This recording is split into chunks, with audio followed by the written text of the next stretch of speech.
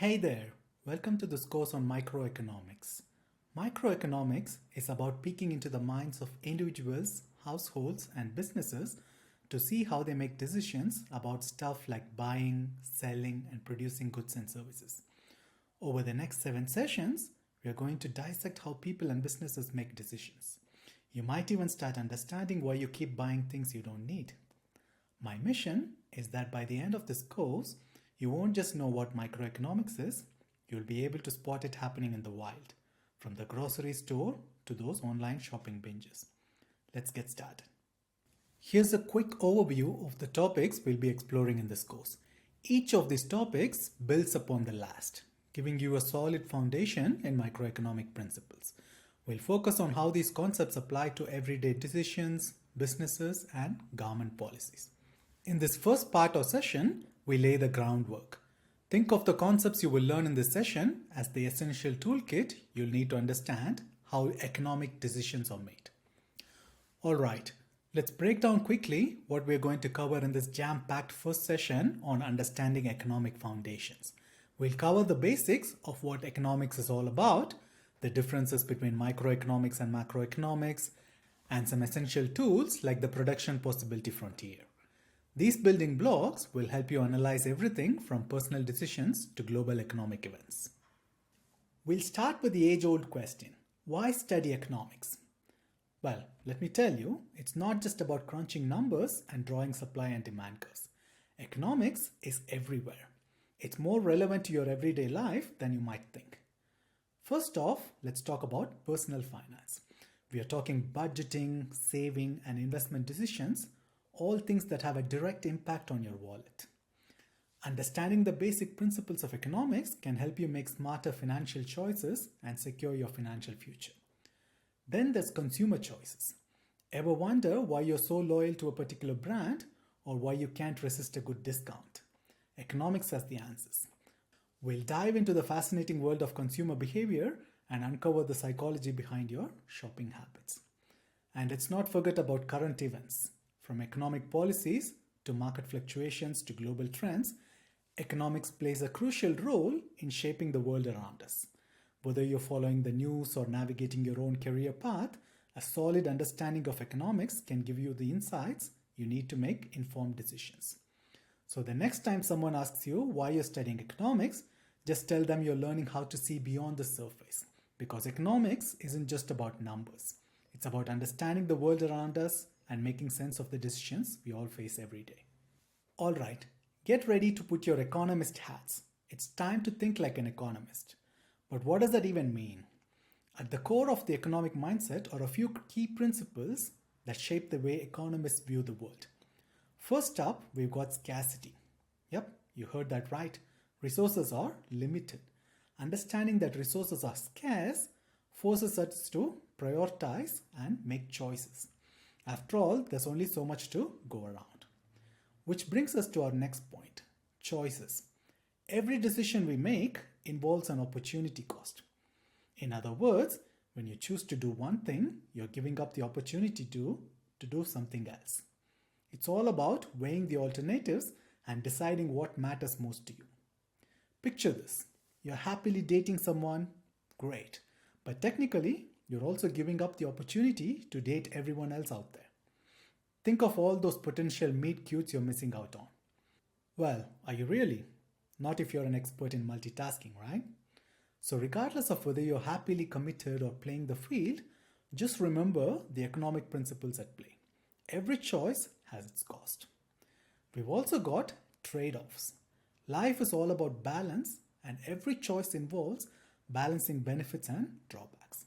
Sure, that new pair of shoes might make you feel like $1,000,000, but is it worth sacrificing your savings goals? That's the trade-off you'll have to consider. And finally, we've got incentives. What motivates people and businesses to do what they do? It's all about incentives, whether it's a financial reward, social recognition, or just the satisfaction of a job well done. Understanding incentives is key to understanding human behavior. So there you have it, the core principles of the economic mindset. By embracing these principles, you'll start to see the world in a whole new light. Get ready to analyze every decision you make, from what to have for breakfast to which career path to pursue. Because once you start thinking like an economist, there's no going back. Before we dive into the deep end of learning economics, I've got some tips to help you navigate these murky waters and come out on top. First things first, let's talk about curiosity. It's your best friend when it comes to learning economics.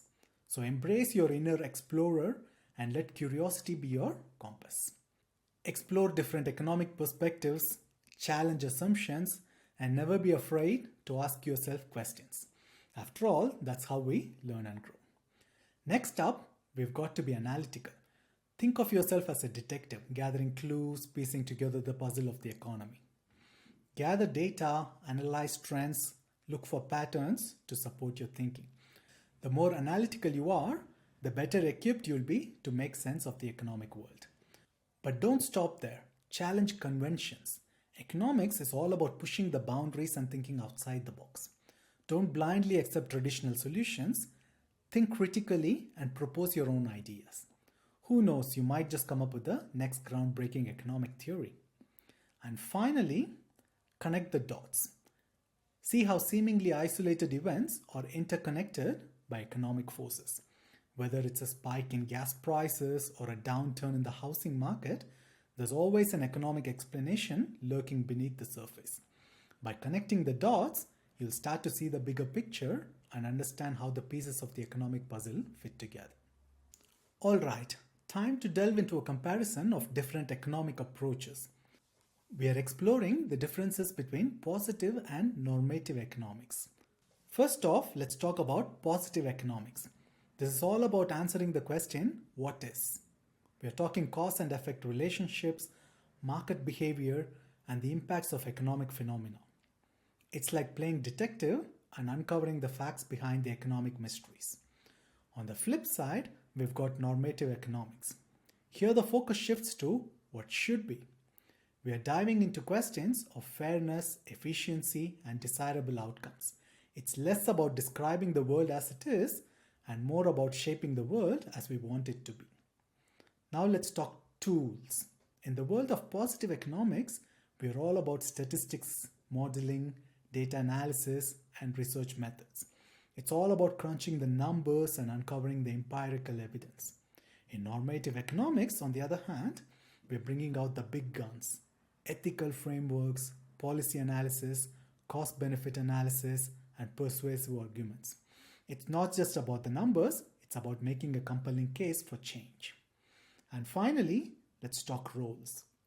In positive economics, we are laying down the factual foundation and striving for objective understanding. It's about uncovering the truth no matter where it leads us. But in normative economics, we are taking on a more active role. We are not just observers, we are advocates for change. We are shaping desired outcomes and advocating for solutions that align with our values and goals. So overall, two different approaches, two different mindsets, but both essential for understanding the complex world of economics. Alright, now we are ready to zoom in and out as we explore the differences between microeconomics and macroeconomics. It's like adjusting the lens on your economic camera. Sometimes you need to focus on the individual pixels, and other times you need to capture the bigger picture. First up, we've got microeconomics. This is where we zoom in on the nitty-gritty details of individual decision making. We're talking about consumers, firms, and markets, all the tiny cogs that make the economic machine tick. Key concepts here include supply and demand, market structures, pricing, and resource allocation. It's like looking at the world through an economic microscope. Now let's shift our focus to macroeconomics. Here we're zooming out to take in the broader view of the overall economic performance. Think national or even global scale. We're interested in the big picture indicators like GDP, unemployment, inflation, monetary policy, fiscal policy, and economic growth. It's like stepping back to see the forest instead of just focusing on the individual trees. Now let's look at some examples. In microeconomics, we might be interested in why coffee prices change, how competition affects businesses, or the factors influencing your purchase decisions. These are small-scale phenomena that can have big implications for individual actors in the economy.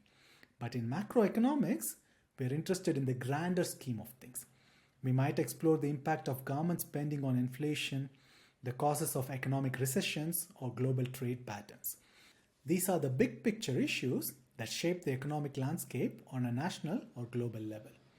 So whether you're zooming in to study the intricacies of individual decision making or zooming out to analyze the broader trend of the economy as a whole, both microeconomics and macroeconomics offer valuable insights into how the economic world operates.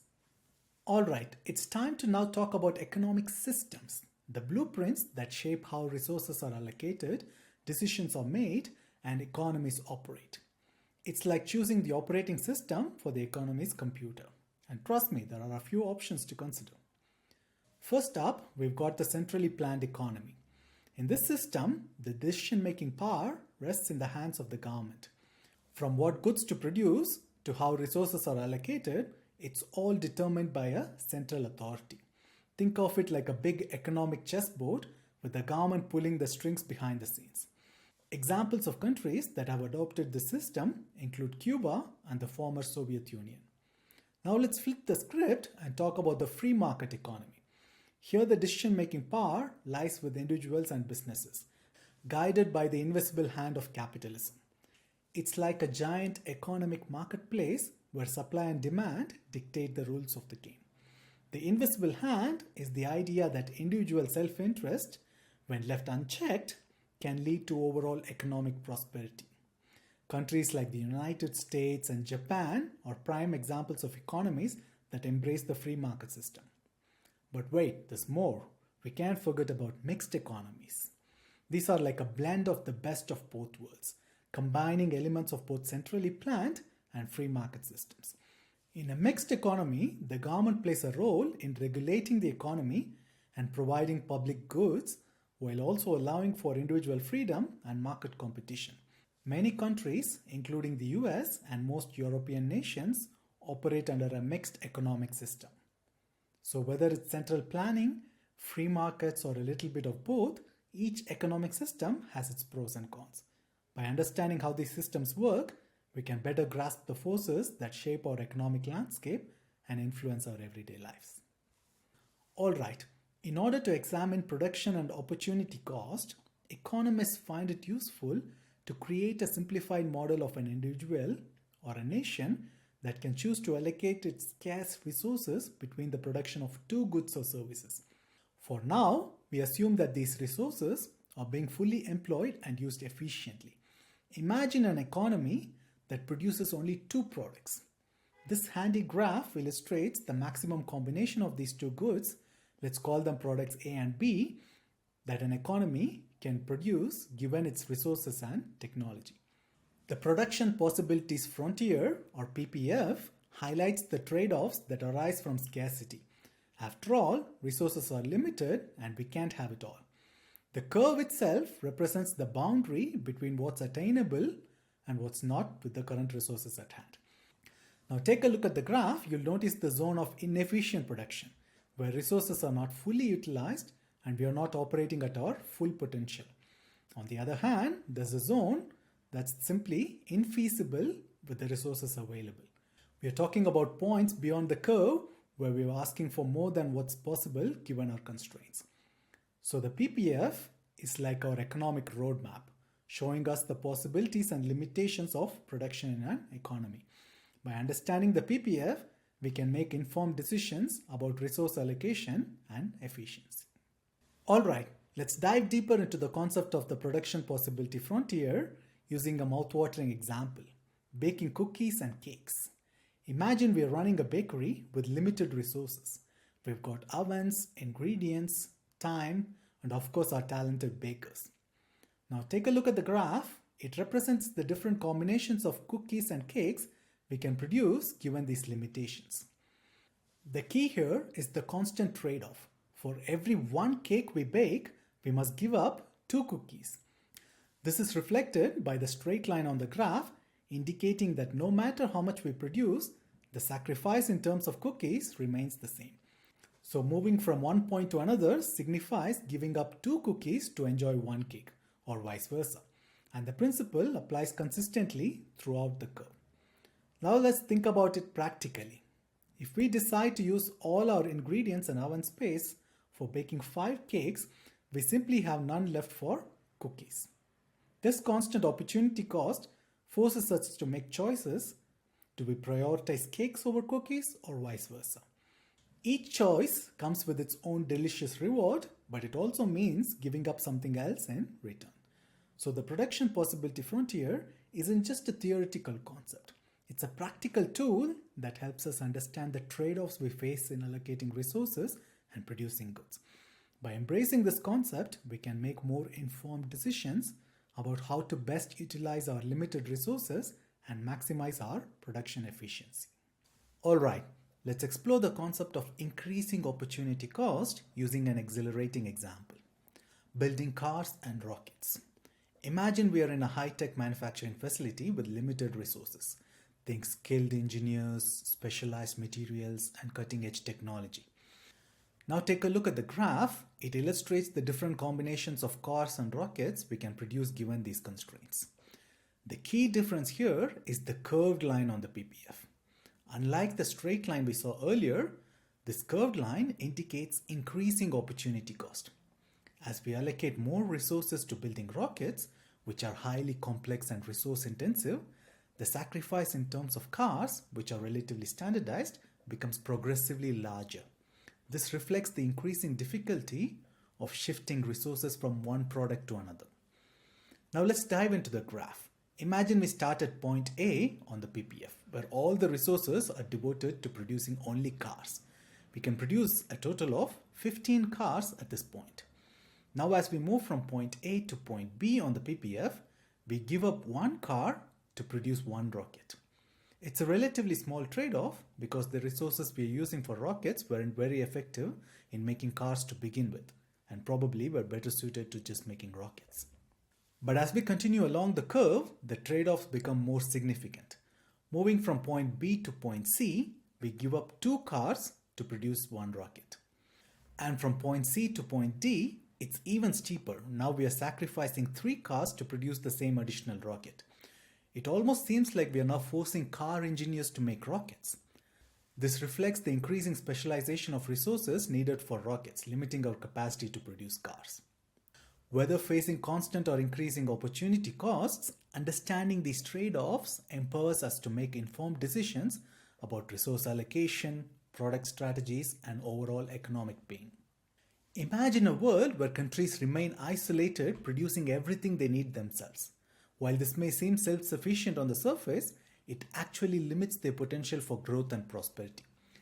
Trade is the key to unlocking a universe of possibilities and accessing goods and services that they couldn't efficiently produce on their own. Now let's meet 2 friends, Kevin and Bob, both with a craving for cookies and cakes. Kevin can whip up 6 delicious cookies in an hour, while Bob can manage only 3. On the flip side, Bob can bake 6 cakes in the same amount of time compared to Kevin's 3. Here, Kevin has an absolute advantage in making cookies, while Bob excels in making cakes. This concept applies to countries too. Nations with absolute advantages in specific goods can specialize, focusing their resources on what they do best. By doing so, they can increase their overall productivity and efficiency. And this is where trade comes in. By exchanging goods and services with each other, countries can enjoy a wider variety of products without sacrificing their own specialties. So whether it's Kevin and Bob swapping treats or countries trading goods and services, the principle remains the same.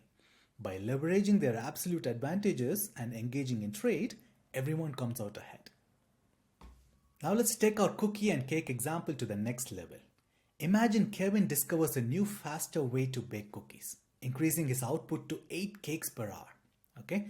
Suddenly, Kevin has the absolute advantage in both cakes and cookies. But what about Bob? How do we decide what role he plays in this scenario?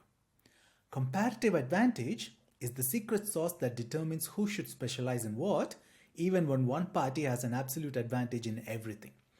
Despite Kevin's newfound ability to produce both cakes and cookies more efficiently, Bob still has a comparative advantage in making cakes. But how does that work? Well, it's all about opportunity cost. While Kevin can produce both cakes and cookies more efficiently in absolute terms, he still gives up more cookie production when he switches to making cakes compared to Bob. In other words, the opportunity cost of producing cakes for Kevin is higher than it is for Bob. So by focusing on their comparative advantages and trading with each other, both Kevin and Bob can produce more cookies and cakes overall. And that's the beauty of trade. It's not just about absolute efficiency. It's about maximizing overall production and benefiting from specialization. Now that we've introduced comparative advantage, let's see how Kevin and Bob decide who produces what based on their opportunity costs. Take a look at the table which shows their production possibility frontier or PPF for cakes and cookies, along with the calculated opportunity cost for producing one cake and one cookie for both Kevin and Bob. Starting with Kevin, baking 8 cakes costs him the opportunity to bake 6 cookies. So producing one cake costs him 0.75 cookies. Alternatively, producing one cookie costs him 1.33 cakes. On the other hand, for Bob, producing one cake costs him 0.5 cookies, while producing one cookie costs him 2 cakes. Based on these opportunity costs, it's clear that Kevin has a lower opportunity cost for producing cookies, which is 1.33 cakes, compared to Bob's 2 cakes. Similarly, Bob has a lower opportunity cost for producing cakes, which is 0.5 cookies, compared to Kevin, which is 0.75 cookies. So in this scenario, Kevin should focus on producing cookies where he has the comparative advantage, while Bob should focus on producing cakes where he has a comparative advantage. Another easier way to consider who should produce what is by comparing their efficiencies. Kevin is 1.33 times more efficient than Bob when it comes to making cakes, but is twice as efficient when it comes to making cookies. So it makes sense for Kevin to focus on cookies and let Bob handle cakes. By specializing in what they do best and trading with each other, both Kevin and Bob can maximize their total output of cakes and cookies, leading to greater overall efficiency and also prosperity. Now that we've explored comparative advantage and how Kevin and Bob decide who produces what, let's delve into the concept of terms of trade. Take a moment to review the opportunity cost table again, which we've already seen in the previous slide. As we've established, Kevin has a comparative advantage in producing cookies, while Bob excels in cakes. This specialization allows them to maximize their total output of cakes and cookies. But how do they determine the terms of trade, the exchange rate at which they'll swap cakes for cookies? Well, it's all about finding a mutually beneficial exchange rate that allows both parties to gain from trade. In this case, a cake can be traded for anything between 0.5 to 0.75 cookies, or equivalently, a cookie can be traded for anything between 1.33 cakes and 2 cakes. To find the sweet spot for both Kevin and Bob, they could agree on a trade of, say, a cake for 0.66 cookies or a cookie for 1.5 cakes, somewhere in between the two numbers, right? This exchange benefits both parties. Kevin and Bob can both end up with more cookies and cakes than what they would have achieved if they had produced independently. So by engaging in trade based on mutually beneficial terms, Kevin and Bob can further enhance their efficiency. This demonstrates the power of trade to create value and expand economic opportunities for all parties involved. Now let's see how both Kevin and Bob are better off because of their trading arrangement. Let's walk through a scenario. Kevin bakes 6 cookies and Bob bakes 6 cakes. Now let's assume that Kevin trades 2 cookies for 3 cakes with Bob. As a result of this trade, Kevin ends up with 3 cakes and 4 cookies, while Bob ends up with 3 cakes and 2 cookies. You can verify the math yourself. Both of them are left with a combination of goods that lies beyond their individual production possibility frontiers, highlighting the mutual benefits of trade. On the slide, you see the PPF tables with 3 cakes and 3.75 cookies highlighted for Kevin, which lies on his original PPF, and 3 cakes and 1.5 cookies highlighted for Bob, that too lies on his original PPF. But due to trade, we are able to achieve combinations for both Kevin and Bob that are beyond their respective PPF. This demonstrates how trade has allowed both Kevin and Bob to access combinations of goods that were previously unattainable for them individually because now Kevin is left with 3 cakes and 4 cookies, which is beyond his PPF, and Bob is left with 3 cakes and 2 cookies, which is also beyond his PPF. Up until now, we've primarily looked at comparative advantage and trade from the perspective of output produced. However, it's also valuable to consider input resources such as the time required to produce goods. Imagine that Kevin and Bob are trying to identify the best way to allocate their time between baking cakes and cookies. Kevin can produce a total of 24 cakes in 3 hours or 24 cookies in 4 hours, while Bob takes 4 hours to produce 24 cakes or 8 hours to produce 24 cookies. Comparing their efficiencies in terms of time, we find that Bob takes 1.33 times as much as Kevin when it comes to cakes, but twice the time when it comes to cookies. So just like before, it still makes sense for Kevin to focus on cookies and let Bob handle cakes. By considering input resources along with output produced, we reaffirm the principle of comparative advantage and the rationale behind specialization and trade.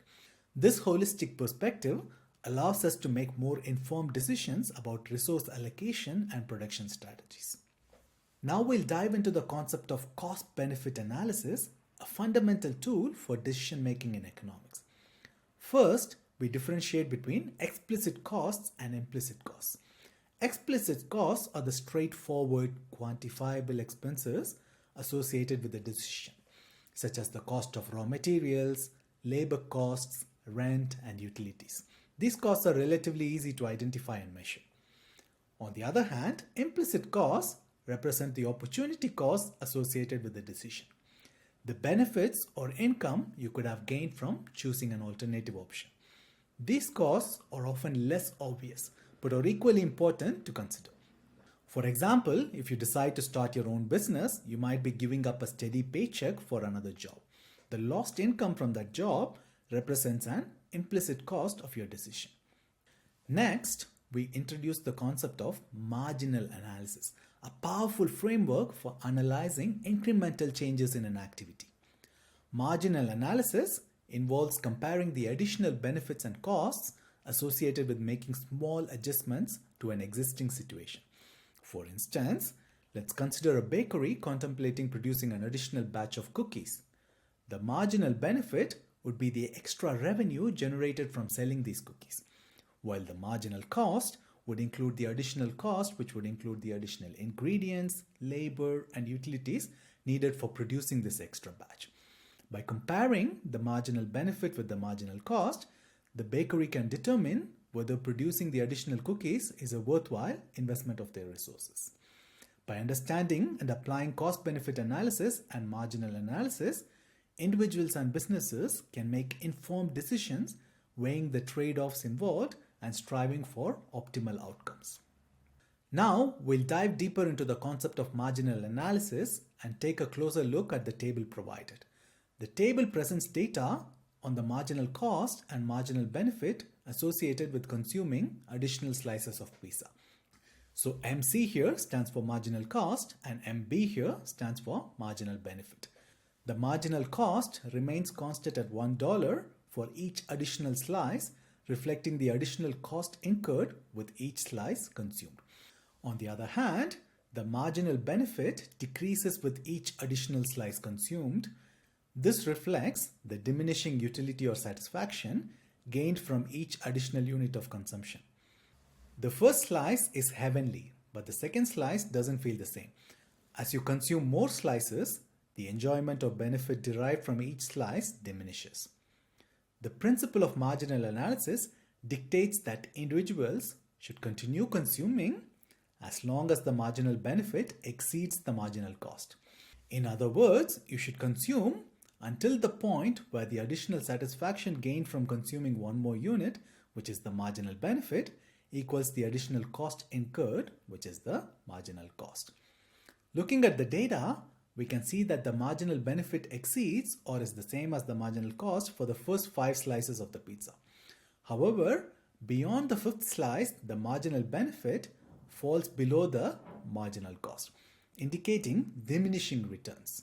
Therefore, according to marginal analysis, individuals should stop consuming pizza after the fifth slice, where both the marginal benefit and marginal cost are equal to 1. This example illustrates how marginal analysis helps individuals make rational consumption decisions, maximizing their utility or satisfaction while also minimizing costs. By applying marginal analysis to various decision scenarios, individuals and businesses can optimize their choices and allocate resources efficiently. So far, we've covered a lot of ground in understanding economic foundations, from the principles of scarcity and opportunity cost to the concepts of comparative advantage and cost-benefit analysis. We'll shift our focus to market dynamics, demand and supply in our next session. Get ready to explore how the forces of demand and supply shape market equilibrium and drive economic outcomes. See you there. Hey there. Welcome to the second session in this course on microeconomics. In this session, we're going to focus on market dynamics. We'll explore how the forces of demand and supply interact to shape the prices of the various goods and services around us. Okay, before we dive deep into the mechanics of demand and supply, I want to give you a roadmap of where we are headed. We'll start by dissecting the laws of demand and supply and why they matter. Then, we'll explore the individual and combined impact of both sides of the marketplace. We'll look at how markets reach an equilibrium, or sometimes they don't, leading to surpluses and shortages. And towards the end, we'll even analyze the benefits to both consumers and producers that arise from market interactions. Let's get started. Let's begin the session by discussing why markets are so prevalent across societies. At their core, markets provide a framework for solving a fundamental economic problem. Our desires are limitless, but our resources are not. Specialization, meaning focusing on a specific task or skill set, allows for greater productivity and efficiency, but it depends on trade. Markets are what make that trade possible. Think of it this way. Without markets, we'd each have to produce everything we need to survive. Imagine growing your own food, making your own clothes, and building your own shelter. Markets and the competition they foster are key to realizing the benefits of specialized roles and skills within a society. But remember, markets come in countless varieties, each with unique characteristics. Before digging into specific factors influencing demand, let's take a step back. Why is it important to wrap our heads around the concepts of demand and supply? In short, these forces shape virtually every economic decision around us. Understanding demand helps businesses determine what to produce, how much to produce, and at what price. Now let's dive into the factors that shape demand beyond just price. While price remains the most important driver, remember that a whole host of things influence our willingness and ability to buy. Our income level plays a huge role. More money means more potential purchases. The prices of other goods, whether they compete with or complement our item of interest, will also sway our decision making. Additionally, think about how trends, advertising, and our personal preferences constantly fluctuate. And don't forget about expectations. If we believe prices will skyrocket soon or our income might change, we'll adjust our buying behavior in the present. Now we visualize the law of demand in action. See that downward slope? That's the classic demand curve, reflecting the inverse relationship between price and quantity demanded. Why the slope? Firstly, when something gets expensive, we are tempted to find substitutes. Also think about eating, say, 5 slices of pizza. That 6th slice won't feel that delicious, will it? This diminishing personal value as we have more is a major driver of the curve shape. Let's illustrate the law of demand with a real-world example. Imagine Kevin, a big banana fan. This table here shows us that at a higher price, Kevin wants to buy fewer bananas. See how when the price drops, the quantity he wants to buy increases. Now let's focus on the chart again. That's Kevin's individual demand curve. It visually demonstrates the inverse relationship between price and quantity demanded. Remember, there are other factors that influence demand, but the price alone creates this characteristic downward slope. And take a look at the equation below the chart. This equation mathematically represents the relationship we see in the table and on the curve. It directly expresses how changes in price P lead to changes in quantity demanded, Q. Don't worry if graphs, equations, and tables sometimes seem overwhelming. I'll be creating a video specifically focused on all the math skills you'll encounter in this course, things like linear algebra, calculus, and geometry. This will help you gain even more confidence in breaking down the models we use in microeconomics. If you're not comfortable with math, ideally you should be watching that video first before continuing any further. I'll add a link to the math video in the description of this video when it's available, so keep an eye out for this. So far, we've seen how individual factors influence a single person's demand, like Kevin with his bananas. But how does everyone's demand come together? This concept right here, market demand, considers the total quantity that everyone in the market would be willing to buy at each price point.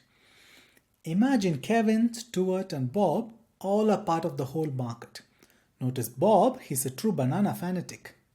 To get the market demand curve, we add up all the quantities that each person would demand at a specific price. Notice that the market demand curve also slopes downward, reflecting the law of demand at the market level. In reality, a market would have countless individual consumers and their demand curves wouldn't be perfectly straight lines. However, to simplify analysis, economists often represent market demand with a straight line. This is a reasonable assumption as long as the price changes we're considering are relatively small. Now let's switch gears and focus on the supply side of the equation. Just as we explored how different things impact demand, several key factors influence how much businesses want to supply. Price is still a major player. Higher prices provide an incentive for businesses to produce more. Think about production costs, labor, materials, energy. All these costs eat into the seller's profit margins. If these costs go up, it might reduce the amount sellers are willing to supply at any given price. Technology, on the other hand, often unlocks efficiency. Better tools or processes can lower production costs and boost potential supply. And sometimes forces outside of our control, like weather patterns for example, play a part too. Let's visualize the law of supply. See this upward sloping curve? This is a typical individual supply curve. Notice how it's the opposite of what we saw with demand. Here, the higher the price, the more a seller wants to provide. This makes sense, doesn't it? If you're running a business, higher sales prices translate to the potential for more profit, incentivizing increased production. Let's look at a concrete example of the law of supply. Imagine Joe runs a banana farm. This table shows us that as prices increase, he's willing to supply more bananas. See the pattern here? If bananas fetch a low price, it might not cover Joe's costs, leading him to produce and offer a smaller quantity. That upward sloping curve represents Joe's individual supply curve. It illustrates the positive relationship between price and the quantity Joe wants to supply. This upward trend is common for producers. Better prices mean increased potential profits, encouraging them to boost production. Now imagine Joe isn't the only banana farmer out there. To get a picture of the whole banana market, we combine the willingness of every supplier to sell bananas. This is where the market supply comes in. That table here represents how the total quantity supplied changes in response to different price points. Notice again the upward sloping curve on the graph. This illustrates the law of supply at a market level. Although individual suppliers might have different curves, overall, higher prices still incentivize more production across the entire market. Think of the market supply curve as the combined force of Joe and all his banana selling competitors. This is the moment we've been building towards, market equilibrium. Take a look at this graph. See where the supply and the demand curves intersect? That point represents a special balance.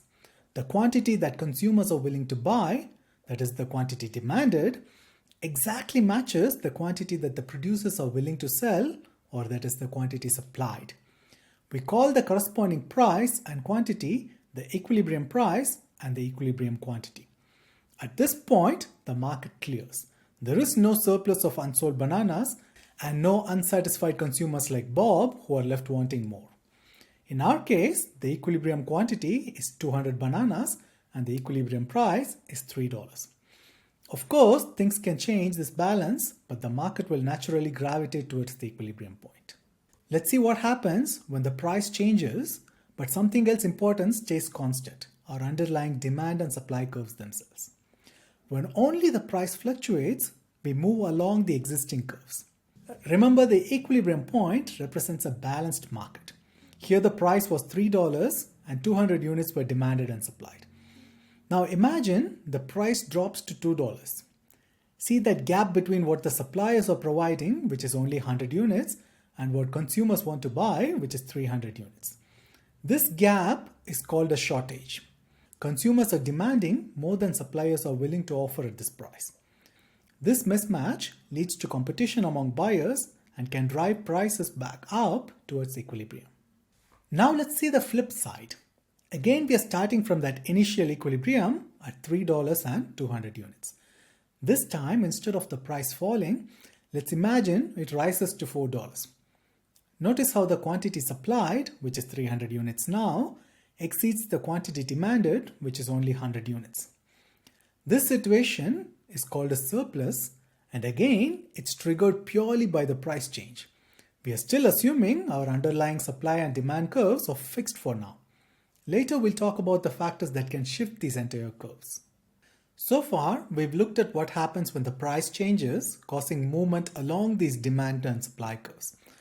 But what if the whole curve itself moves? This is where things get really interesting. A demand curve shift represents a fundamental change in how much consumers want to buy, even if the price stays the same. Let's bring this back to our banana example, but first, there's an important distinction. A demand curve shift means a change in the quantity demanded at every price point. This isn't just about people buying more bananas because they are cheaper. So imagine everyone gets a raise, making them likely to buy more bananas at any price. If apples become expensive, bananas become more appealing even at the original price. Similar logic applies to cheaper cereal or positive news about bananas.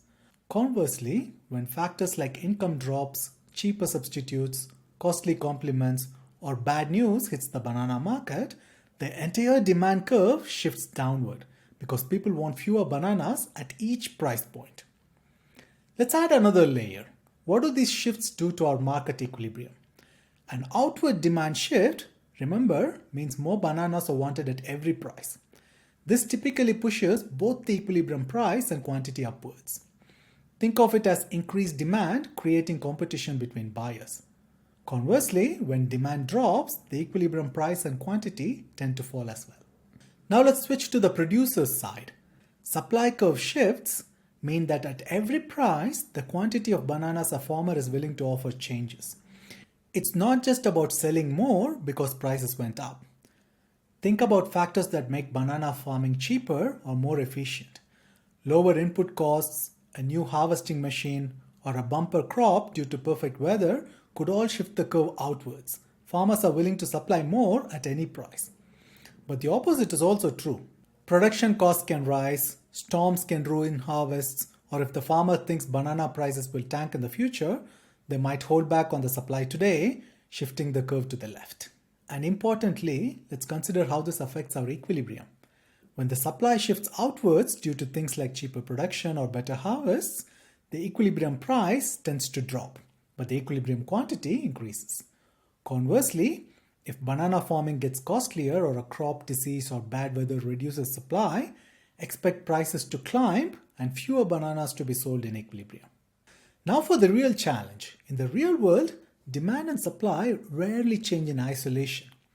What if increased income boosts banana demand at the same time as bad weather hurts supply? Suddenly, it's not so easy to say what happens to the price and quantity of bananas sold. The answer depends on the magnitude of each shift. If the demand increase is bigger, expect prices to likely rise. The opposite holds true if the supply decrease is stronger. Sometimes, the changes might partially offset each other, leaving the price relatively ambiguous. Also consider time horizons. In the short term, prices tend to be more heavily impacted. Over the long term, as markets adjust and producers react, we might see pronounced changes in the actual quantity of goods exchanged. Next, let's look at welfare analysis. This is a way of figuring out how markets affect both sides of the equation, the buyers and the sellers. Consumer surplus is like a bonus for buyers. It's the difference between the maximum price they'll be willing to pay and the actual market price. Think of it as the extra value they receive since the price is lower than what they were prepared to spend. On the other side, we have producer surplus. This is the seller's version of a bonus. It's the extra money they make by selling at the market price, which is higher than their production cost. The combined total of the consumer and producer surplus gives us a sense of the overall benefit and well-being the market generates. The bigger this total surplus, the more efficient the market is considered to be.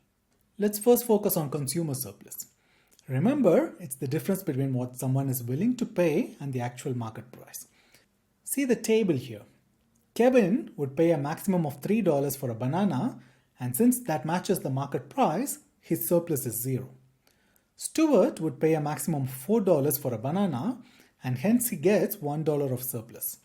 And Bob, who is a banana enthusiast, would pay a maximum of $5 for a banana, and hence his benefit is $2.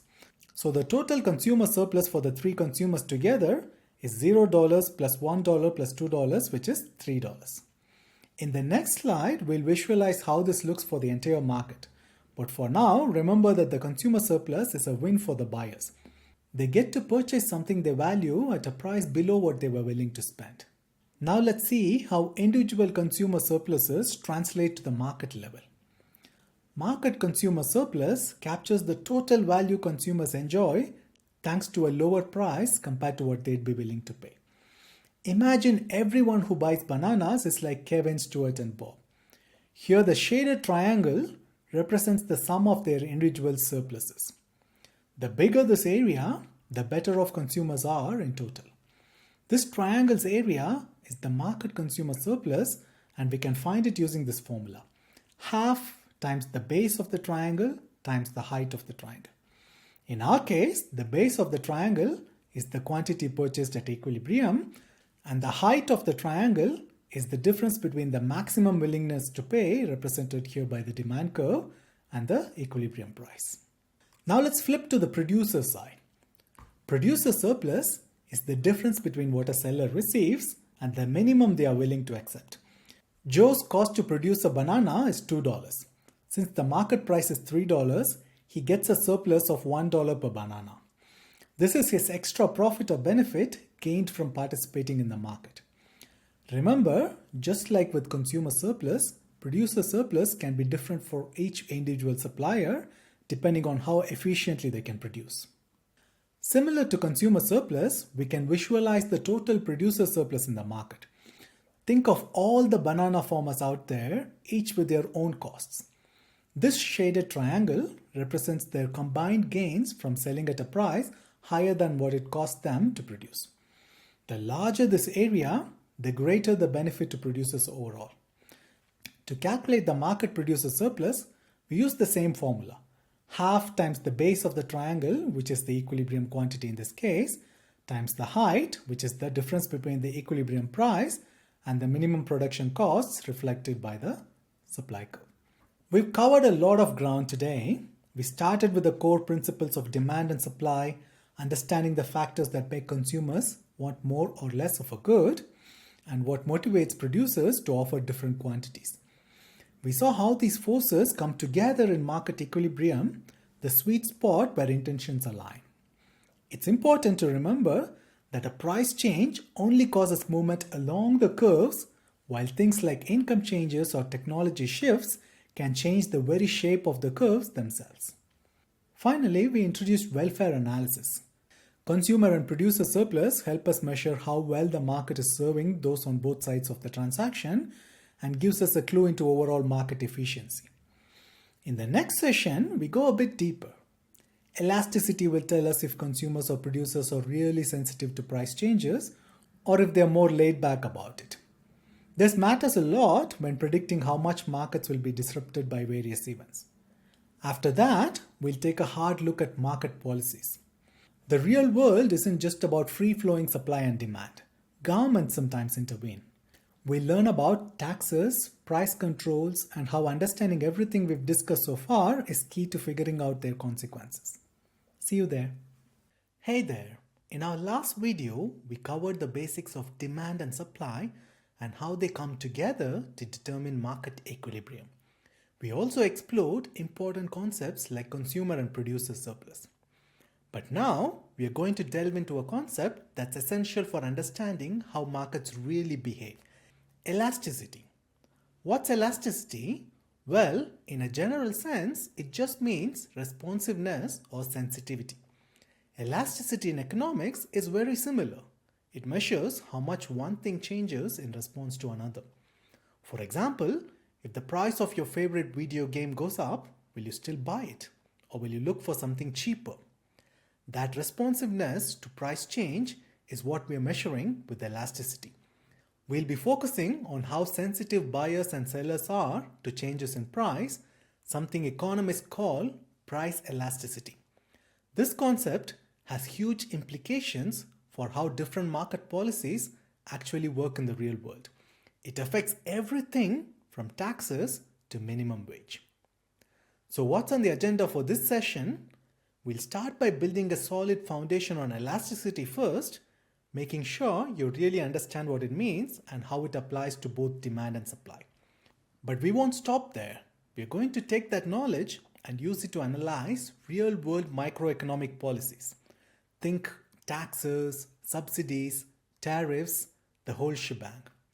We'll see how elasticity can help us predict how these policies will impact markets, consumers, and producers. And finally, we'll wrap things up with a fascinating look at how consumers make choices to maximize their satisfaction. Because, let's face it, who doesn't want to get the most bang for their buck?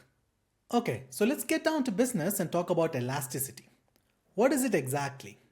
Well, at its core, it's all about responsiveness. Think of it like a rubber band.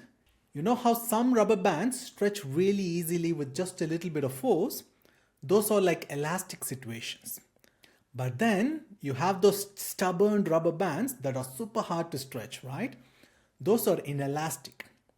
Now take a look at these two graphs, see how different those slopes are, and remember the scales of both graphs are exactly the same.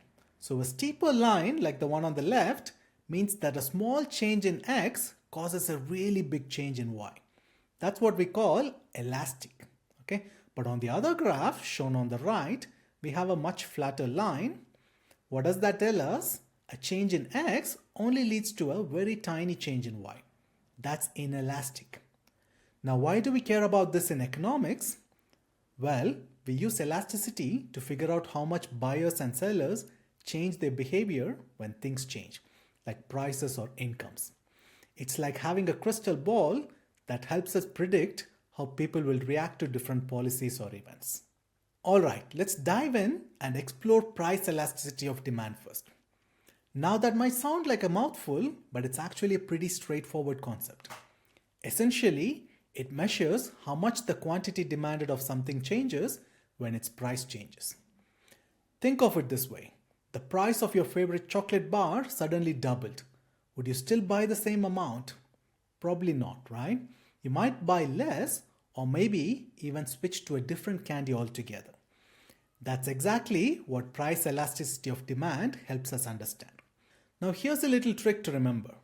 Price elasticity of demand, or PED for short, it's almost always negative. Why is that? Because as the price goes up, the quantity demanded usually goes down. They move in opposite directions like two kids on a seesaw. But here's the kicker. It's not just about whether the number is positive or negative. It's about how big that number really is. That's what tells us the real story. So what makes demand for something more or less elastic? Well, think about it. If there are tons of similar products out there, demand tends to be more elastic. Why? Because if the price of one goes up, you can easily switch to another, right? But what about things like, say, life-saving medication? Those are necessities. We need them no matter what, even if the price goes up. That's what we call inelastic demand. And here's another thing to consider. How much of your income does something like that take up? If it's a big chunk, you're going to be way more sensitive to price changes, wouldn't you? Finally, remember that time matters. In the short run, you may not have many options, but over time, you can adjust your habits, find alternatives, and become less dependent on a particular product. Now that we have a solid understanding of what price elasticity of demand is, let's move on to the methods for calculating it. We'll begin with the 2-point formula. This formula provides a straightforward way to understand elasticity by comparing the percentage change in price with the corresponding percentage change in quantity demanded. However, when dealing with larger price fluctuations, a more precise measurement may be necessary. In such cases, we can utilize the midpoint formula. The formula uses the average price and average quantity as reference points, leading to a more accurate calculation. As you can see, the formulas include the delta symbol, right, which in mathematics simply represents change in something. Therefore, delta Q represents change in quantity and delta P represents a change in price. These changes are calculated by subtracting the initial values from the final values. For those of you who are familiar with calculus, it's worth noting that derivatives can be used to determine the precise price elasticity of demand at a specific point on the curve. Think of the ratio delta Q by delta P as representing the slope of a tiny section of the demand curve. As those changes get infinitesimally small, it becomes the derivative. Because dP by dQ is the slope of this line, dQ by dP becomes the inverse of the slope. While a deep understanding of calculus may not be essential for everyone, the key takeaway is that we have various tools at our disposal to measure how sensitive consumers are to changes in price. This knowledge is crucial for comprehending market dynamics. Let's now turn our attention to the table and chart presented on this slide. As we move along the demand curve, observe how the price elasticity of demand varies. You'll notice a critical point where the elasticity equals 1. This point is referred to as unit elastic. When the price elasticity of demand, or PED, exceeds 1, we say demand is elastic. This implies that a change in price results in a proportionally larger change in quantity demanded. Consequently, if we reduce the price in the elastic region, total revenue will actually increase because consumers are highly responsive to price adjustments. Conversely, when the PED is less than 1, demand is considered inelastic. In this scenario, a price change leads to a proportionally smaller change in quantity demanded. Therefore, decreasing the price in the inelastic region would result in a decrease in total revenue. At the point of unit elasticity, where PED equals 1, changes in price and quantity demanded perfectly offset each other, leaving total revenue unchanged. A thorough understanding of how elasticity changes along the demand curve is essential for businesses to make informed pricing decisions that optimize revenue.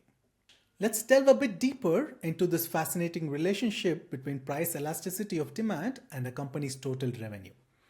Take a look at this table and chart which is on your screen right now. What do you notice about the highest point on the total revenue curve? It corresponds to the point of unit elasticity where the price elasticity of demand, or PED, is equal to 1. Now, why do you think that is? Well, in the region where demand is elastic, we saw that where PED is greater than 1, a decrease in price leads to a more than proportionally increase in quantity demanded. This makes sense, right? If something becomes more affordable, people tend to buy more of it. And what happens to total revenue in this case? It goes up. But here's where things get interesting. When demand is inelastic, or when PED is less than 1, a price reduction actually leads to a less than proportionate increase in quantity demanded. So what do you think happens to total revenue then? It goes down. And at that sweet spot of unit elasticity where PED equals 1, price changes and changes in quantity demanded perfectly balance each other out. This is where total revenue reaches its peak. This analysis really highlights how important it is to understand the interplay between price elasticity and total revenue. It shows us that simply raising prices doesn't always lead to more money in the bank, right? We need to consider how our customers will react to those price changes. Okay, so we've spent a good chunk of time talking about how prices affect demand. But what about another major factor, income? That's where income elasticity of demand, or YED for short, comes into play. Essentially, YED tells us how changes in a consumer's income affect how much they buy of a particular good or service. The formula is pretty straightforward. It's just the percentage change in quantity demanded divided by the percentage change in income. Simple enough, right? But here's where it gets interesting. The sign, positive or negative, of that YED value tells us a lot. A positive YED means that we're dealing with a normal good. Think about it.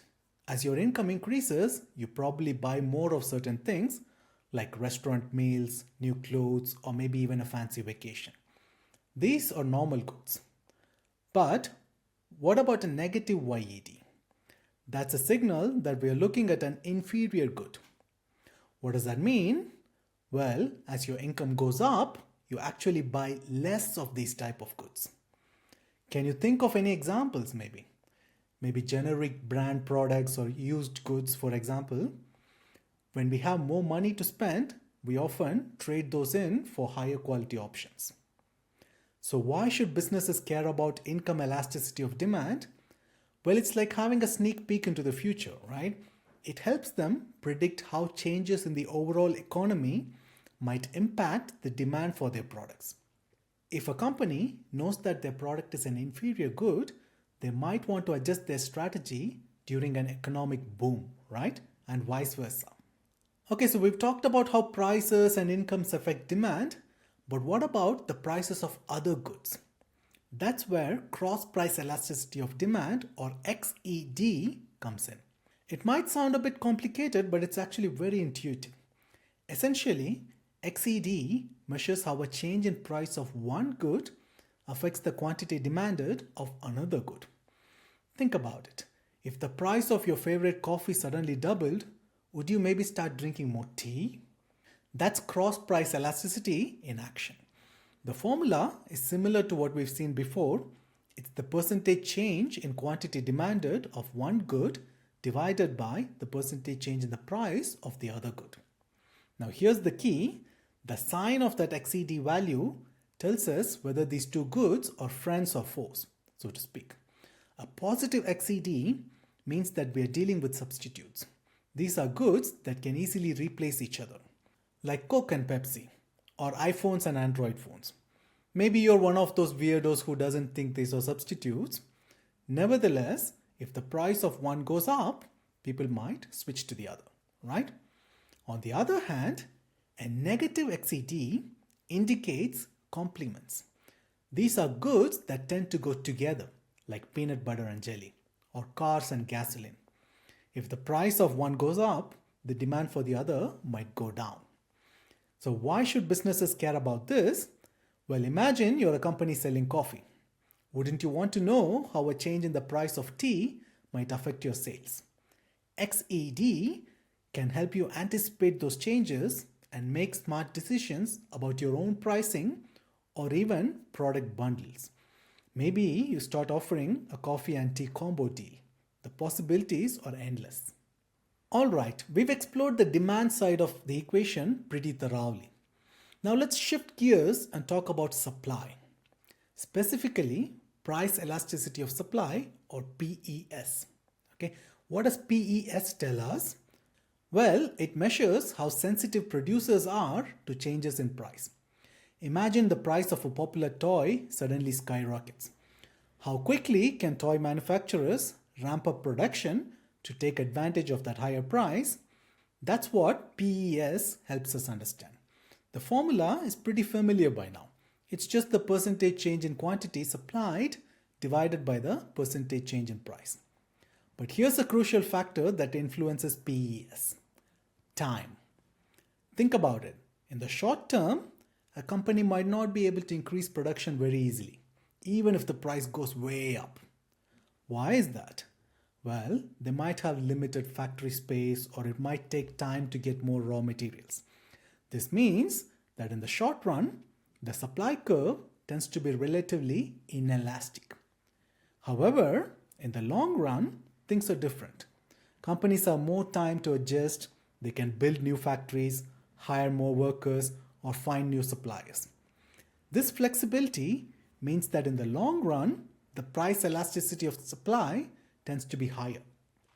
So, why is it important to understand both short run and long run PES? Well, it helps us predict how markets will react to different situations. For example, if there is a sudden increase in demand for a product, knowing the PES can help us understand how quickly producers will be able to respond and how that will affect the price. It also helps us analyze the impact of policies that might affect prices like taxes or subsidies. Okay, so we've explored a lot of ground covering the fundamentals of supply and demand. But how does the government fit into all of this? Well, get ready to put on your policy making hats because we are about to dive into the world of government intervention. Governments have a whole toolbox of policies they can use to influence markets. We can broadly divide these into two categories: microeconomic and macroeconomic policies. Microeconomic policies are like precision tools. They target specific markets or industries. Think of things like rent control, which aims to make housing more affordable, or minimum wage laws, which try to ensure fair wages for workers. Or what about subsidies for renewable energy? That's a microeconomic policy designed to encourage the use of clean energy sources. On the other hand, we have macroeconomic policies. These are more like broad brush strokes that affect the overall economy. Think of tariffs and quotas and imports, which can protect domestic industries but also potentially raise prices for consumers. Now, here's the thing: while these policies often have good intentions, they can sometimes have very unintended consequences. For example, a price ceiling might lead to shortages, or a subsidy might distort market signals. It's a bit like a game of economic chess. You have to think several moves ahead. In the following slides, we'll take a closer look at each of these policies. We'll examine how they shift those supply and demand curves we've become so familiar with and how they ultimately affect market equilibrium. First, let's dive into the world of price ceilings. Now, what exactly is a price ceiling? It's simply a legal limit on how high the price of a good or service can go. Sounds like a good idea in theory, right? Especially if you're trying to make things more affordable for consumers. But here's the catch: price ceilings can sometimes backfire and have unintended consequences. Let's take a look at these graphs to see why. The first graph shows a typical supply and demand diagram. Remember those consumer and producer surplus areas we talked about earlier in the previous session? This is a free market, so everything's humming along really nicely, right? But look at the second graph. The government has stepped in and imposed a price ceiling, a maximum price that's actually below the natural equilibrium price. What happens here? Well, at that artificially low price, suddenly everyone wants to buy that good or service, okay? But producers aren't willing to supply as much at that lower price. What do we end up with?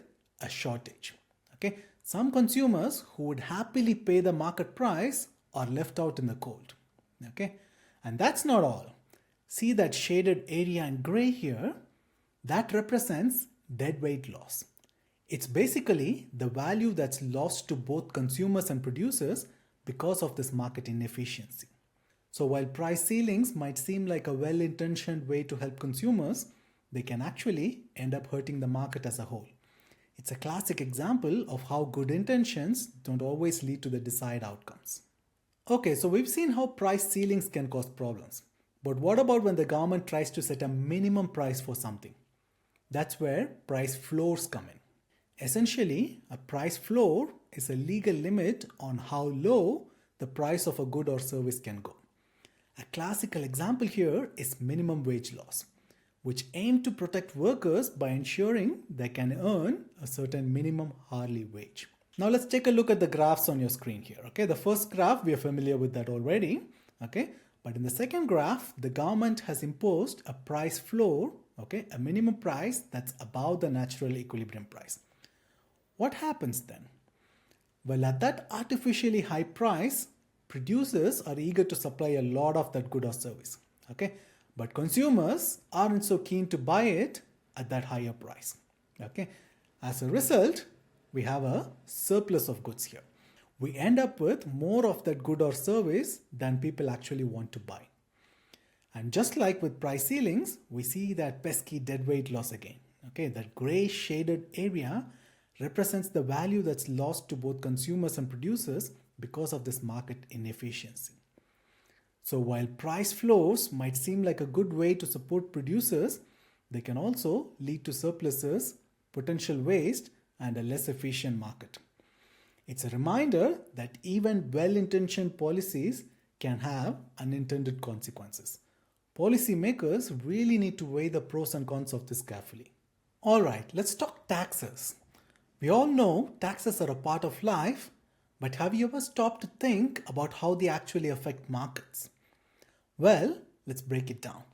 Take a look at this graph. Notice how adding a tax causes the supply curve to shift upwards. Why is that? Well, sellers now need to receive a higher price to cover the cost of that tax.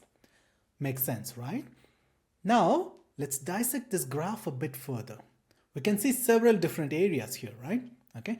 The yellow area represents the tax revenue that the government collects. It's basically the difference between what the consumers pay and what the producers receive, and that's multiplied by the quantity sold at this new equilibrium. But taxes also affect consumer and producer surplus. The blue area, as always, shows consumer surplus, and you can see that it shrinks after the tax is imposed. The same goes for producer surplus, shown here in red. Both consumers and producers end up with less surplus than they had before. And finally, we have that gray area which represents deadweight loss. It's the overall loss of surplus due to the tax. Essentially, it's the inefficiency caused by the tax because it reduces the quantity exchanged in the market. So taxes can have a significant impact on market outcomes. They generate revenue for the government, but they also affect the consumer and producer surplus and can lead to deadweight loss. It's a very delicate balancing act for policymakers. Okay, so we've seen how taxes can affect markets, but here's a really important question. Who actually ends up footing the bill for those taxes? Is it the consumers or the producers? Well, the answer isn't always straightforward. It actually depends on how sensitive consumers and producers are to price changes. In other words, their elasticities. Let's dive into these two graphs to see this in action. In the first graph, we have a situation where the demand is relatively inelastic. Remember what that means? Consumers aren't very responsive to price changes. So when a tax is imposed, guess what? Consumers end up paying most of the tax, shown here in yellow. Okay? Now look at the second graph. Here the demand is much more elastic. Consumers are very sensitive to price changes and they can easily switch to other products if the price gets too high. In this case, producers are forced to absorb a large portion of this tax burden, shown here in green. They can't simply pass the entire tax on to consumers because consumers will just take their business elsewhere. This relationship between elasticity and tax burden is really crucial to understand, and it has big implications for policymakers who design tax systems. And it's also important for businesses who need to anticipate how taxes might affect their bottom line. So the next time you hear about a new tax being proposed, remember this: who ultimately pays for it depends a lot on those elasticities of supply and demand. It's like a game of economic tug of war, and the strength of each side determines who wins eventually. Okay, so we've seen how taxes can shift supply curves upwards, but what about when the government wants to encourage production of a particular good or service? That's where subsidies come in. Essentially, a subsidy is like a reverse tax. It's a payment from the government to the producers, which effectively lowers their costs. Think of it as a little financial boost to help them produce more of something. Now let's see how this plays out in the market. Take a look at this graph. See how the subsidy causes the supply curve to shift downwards. Why is that? Because producers are now facing lower costs, so they are willing to supply more at any given price. And what happens to consumers? Well, they're happy too, because the lower cost for producers translates into lower prices for consumers, and they also get to enjoy a greater quantity of the good or service. See how the consumer surplus area has expanded? That's a win for consumers. So subsidies can be a powerful tool for governments to encourage production and make goods more affordable for consumers. But as with any policy, there are potential downsides and trade-offs to consider here. We'll explore those in the coming slides. Okay, so we've seen how consumers benefit from subsidies. But what about the producers? Do they get anything out of this deal? Absolutely, right? Let's take a closer look at the producer surplus on this graph. Remember, producer surplus is the difference between the price producers receive and the minimum price they are willing to accept. Now here's where it gets interesting. Notice how the shaded area representing producer surplus has expanded. Why is that? Well, it's because producers are getting a double benefit from the subsidy. First, they get to sell a large quantity of their goods or services because the subsidy has lowered the market price, making their products more attractive to consumers. And second, they receive that extra payment from the government on top of the market price. It's like a bonus that helps offset their costs and makes production even more profitable. So subsidies not only benefit consumers by lowering prices, but they also give producers a very nice boost. It's a win-win situation, at least for those directly involved in the market. However, it's important to remember the subsidies aren't free money. They come from government funds, which ultimately means taxpayers are footing this bill. So there are always trade-offs to consider. We'll explore those now in more detail. Okay? We've seen how subsidies benefit both consumers and producers, but those benefits come at a cost, right? Someone is always paying for these subsidies. And that someone is usually the government, which means ultimately the taxpayers. Let's take a closer look at this graph now to see how that cost is represented. See that highlighted yellow rectangle? That's the visual representation of the government's expenditure on the subsidy. Okay, how do we calculate that cost? Well, it's basically the difference between what the producers receive, including the subsidy, and what the consumers pay, and that is multiplied by the equilibrium quantity. It's like calculating the total amount of those extra payments the government is making to the producers. So while subsidies can have a positive effect on the market, it's important to remember that they do come with a price tag. Governments have to carefully weigh those costs against the potential benefits when deciding whether to implement a subsidy program. It's all about finding that balance between supporting certain industries or activities and managing public funds responsibly. Okay, so we've talked about how subsidies create winners in the market. Consumers get lower prices, producers get higher profits. But who pays for all this? And is there a hidden cost to these benefits? Well, let's do a little visual accounting here.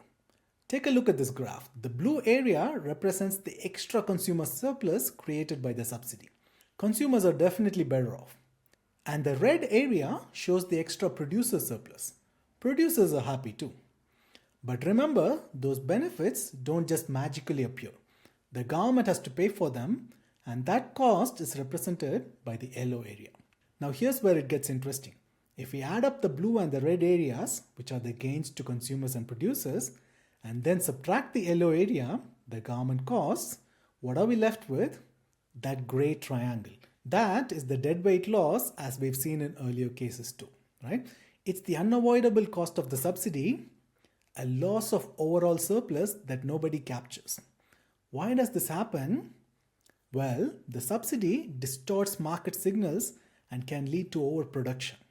Resources that could have been used more efficiently elsewhere are being drawn into this market because of this artificial incentive created by the subsidy. So while subsidies can be tempting tools to boost certain industries or activities, they're not without their drawbacks.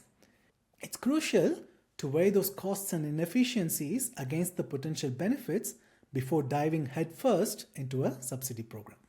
Alright, so far we've been focusing on how things work within a single country's market, right? But what happens when we open the doors to international trade? Specifically, what happens when we allow imports? Okay, well, often we can get goods from other countries at a lower price than it costs to produce them domestically.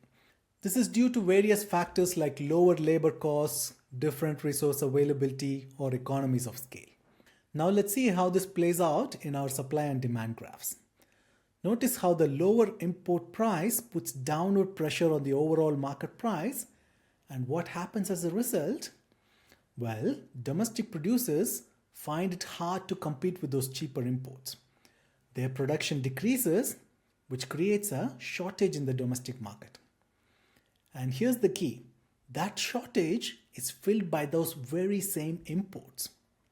Consumers get to enjoy the lower prices and they can buy more of the good than they could have before. Of course, this might not be great news for all domestic producers. Some might struggle to compete and might even have to shut down. But overall, consumer surplus tends to increase when imports are allowed. It's like having access to a wider variety of goods at more affordable prices. So while there might be some losers in this scenario, there are also clear winners. And that's often the case with international trade. It creates opportunities for both consumers and producers, but it can also lead to some adjustments and shifts in the market.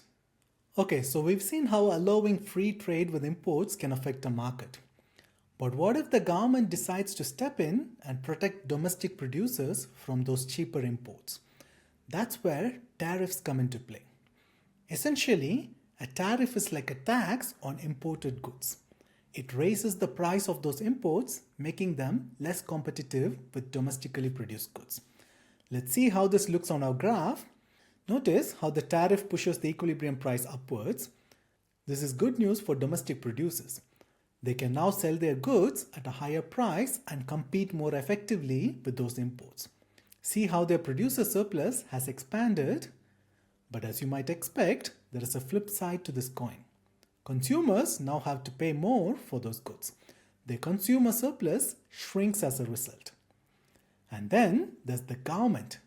That yellow rectangle highlights the tax revenue they collect from the tariff. So the government benefits as well. But hold on, what about those gray triangles? Those represent deadweight losses, a loss of overall surplus due to the inefficiencies created by the tariff. It's a bit like a cost of government intervention. So while tariffs might seem like a good way to protect domestic industries and generate government revenue, they often come at a cost to consumers and overall market efficiency. It's a trade-off that policymakers have to really carefully consider.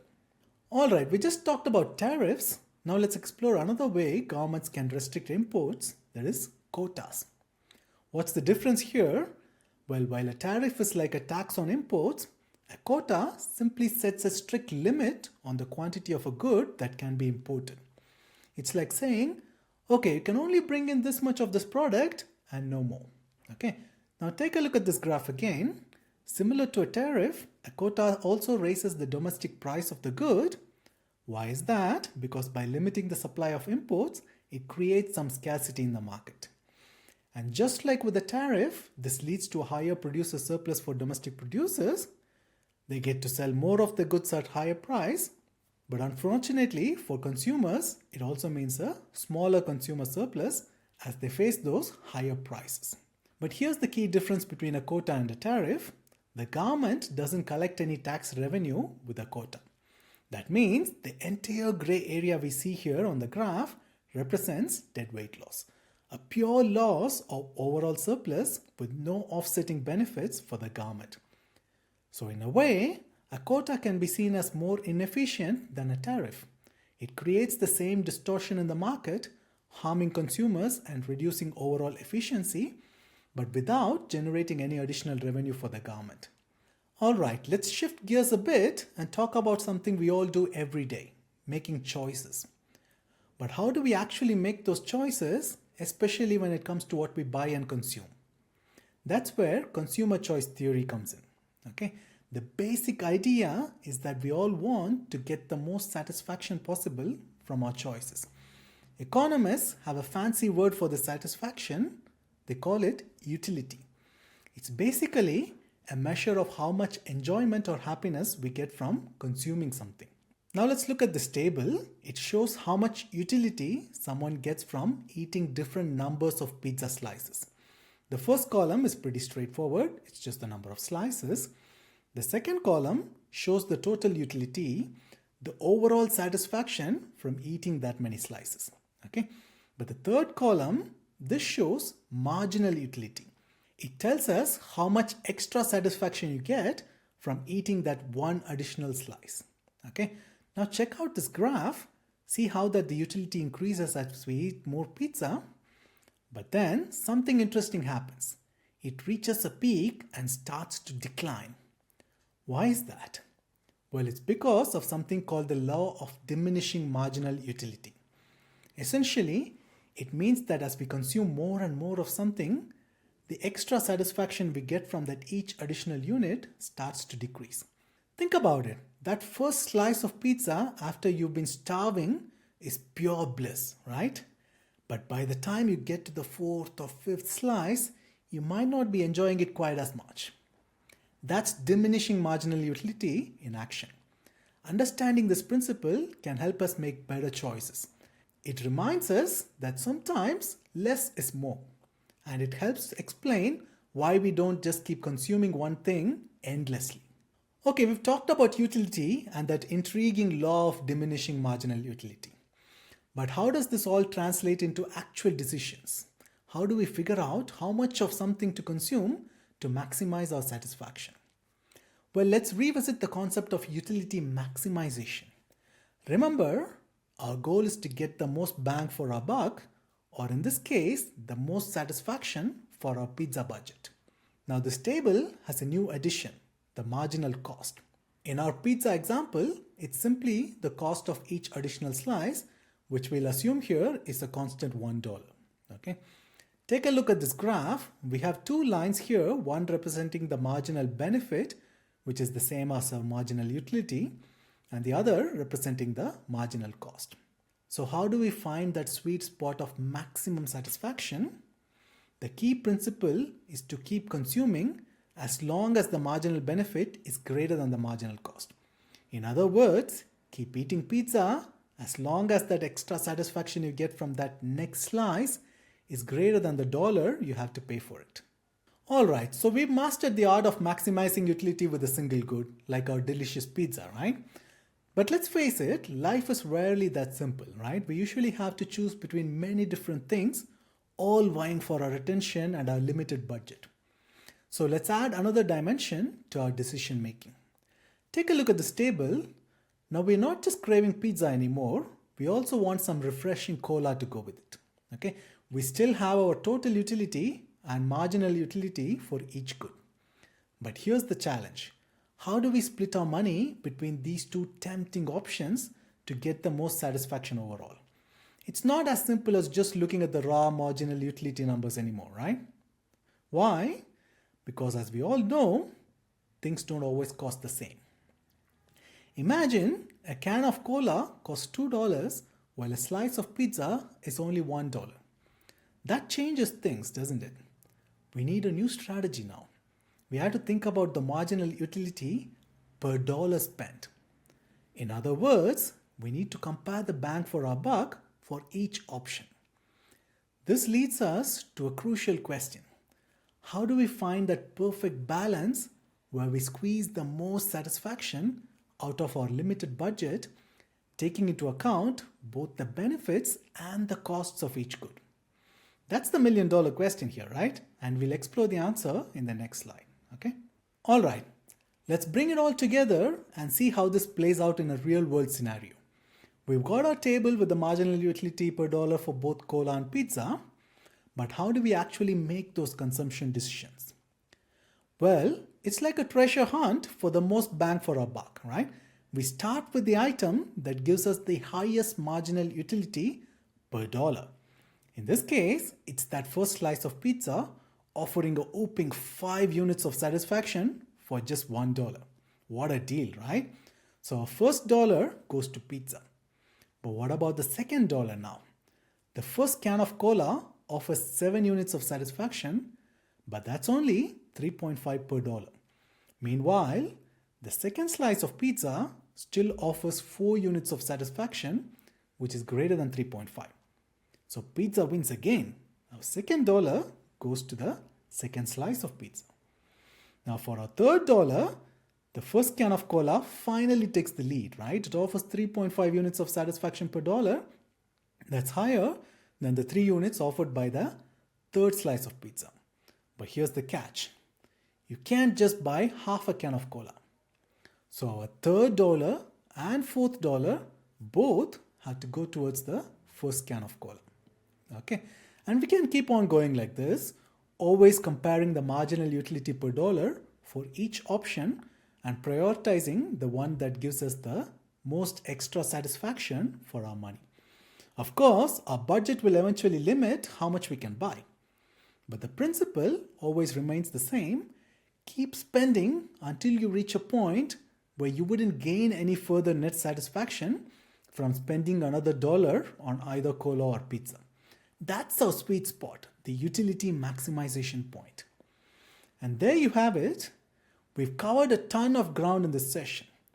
We've explored the ins and outs of elasticity, learned how different markets react to price changes, and delved into the impact of various government policies. And finally, we unlocked the secrets of consumer choice theory, figuring out how to make these spending decisions like a pro, right? But the journey doesn't end here. In our next session, we'll switch perspectives and step into the shoes of producers. We'll examine the production process, uncover the different types of costs they face, and see how these costs ultimately influence their output decisions. See you in the next session. Hey there! In our previous discussions, we spent a lot of time delving into the minds of consumers. We explored how they make choices, how those choices are influenced by prices, incomes, and even through government policies. But now it's time to switch gears and explore the other side of the market, the firms. Think of firms as the engines of the economy. They are the ones who take inputs, things like labor, capital, raw materials, and transform them into the goods and services we all want and need, right? But how do they make these decisions? How do they decide what to produce and how much to produce? Well, that's exactly what we're going to uncover in this session. So what's on the agenda for this session? Get ready to dive deep into the inner workings of firms. We'll start by exploring what exactly a firm is and how economists think about those tricky concepts of opportunity cost and profit. But we won't stop there. First, we'll analyze the short run where firms have to make decisions with some constraints. Think limited factory space or a fixed number of machines. Then we'll dissect the different types of costs that firms face in the short run. Why do some costs stay the same while others vary with output? And how do these costs behave as production increases? Understanding these cost dynamics is crucial for figuring out how firms decide how much to produce. Finally, we'll shift our focus to the long run, where firms have more flexibility to adjust their inputs. Think expanding factories, hiring more workers, or adopting new technologies. It's a whole new world of possibilities. Okay, let's dive right in, right? When we hear the word firm, we often picture a massive corporation with skyscrapers and thousands of employees.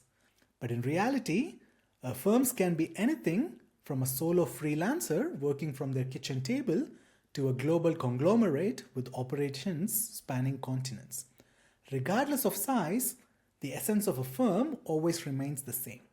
It's an organization that transforms inputs, things like labor, capital, and raw materials, and converts them into outputs, the goods and services that we all consume. Now, here's where things get interesting. Accountants and economists have slightly different perspectives on how to measure a firm's profits. Accountants, with their keen eye for detail, focus on explicit costs. Okay, these are the direct out-of-pocket expenses that a firm incurs, like rent, wages, and the cost of materials. They are the tangible costs that show up on a firm's financial statements. But economists take a broader view. They also consider implicit costs. These are the opportunity costs of the resources that the firm's owners contribute to the business. For example, an entrepreneur might forego a salary they could have earned working elsewhere, or they might use their own savings to fund the business, missing out on the interest they could have earned elsewhere. These implicit costs, while not directly paid out, represent real sacrifices made by the owners. So why do economists care about these implicit costs? Because to truly understand a firm's decision making, we need a complete picture of profitability. We need to consider both explicit and implicit costs to see if a firm is truly earning a return that justifies the risks and sacrifices that are involved. Okay? Now don't get me wrong, accounting profits are still very, very important. You definitely don't want to mess with the tax authorities by ignoring these explicit costs. But in the realm of economics, when we talk about profits, we are usually referring to economic profits, which take those implicit costs into account. It's a subtle but very crucial distinction. Alright, let's talk about time. When it comes to making production decisions, the time frame matters a lot. Economists often distinguish between the short run and the long run. So what's the short run? It's a period where at least one key input to production is fixed. Think of it like this. Imagine a bakery that suddenly sees a huge increase in demand for its delicious croissants.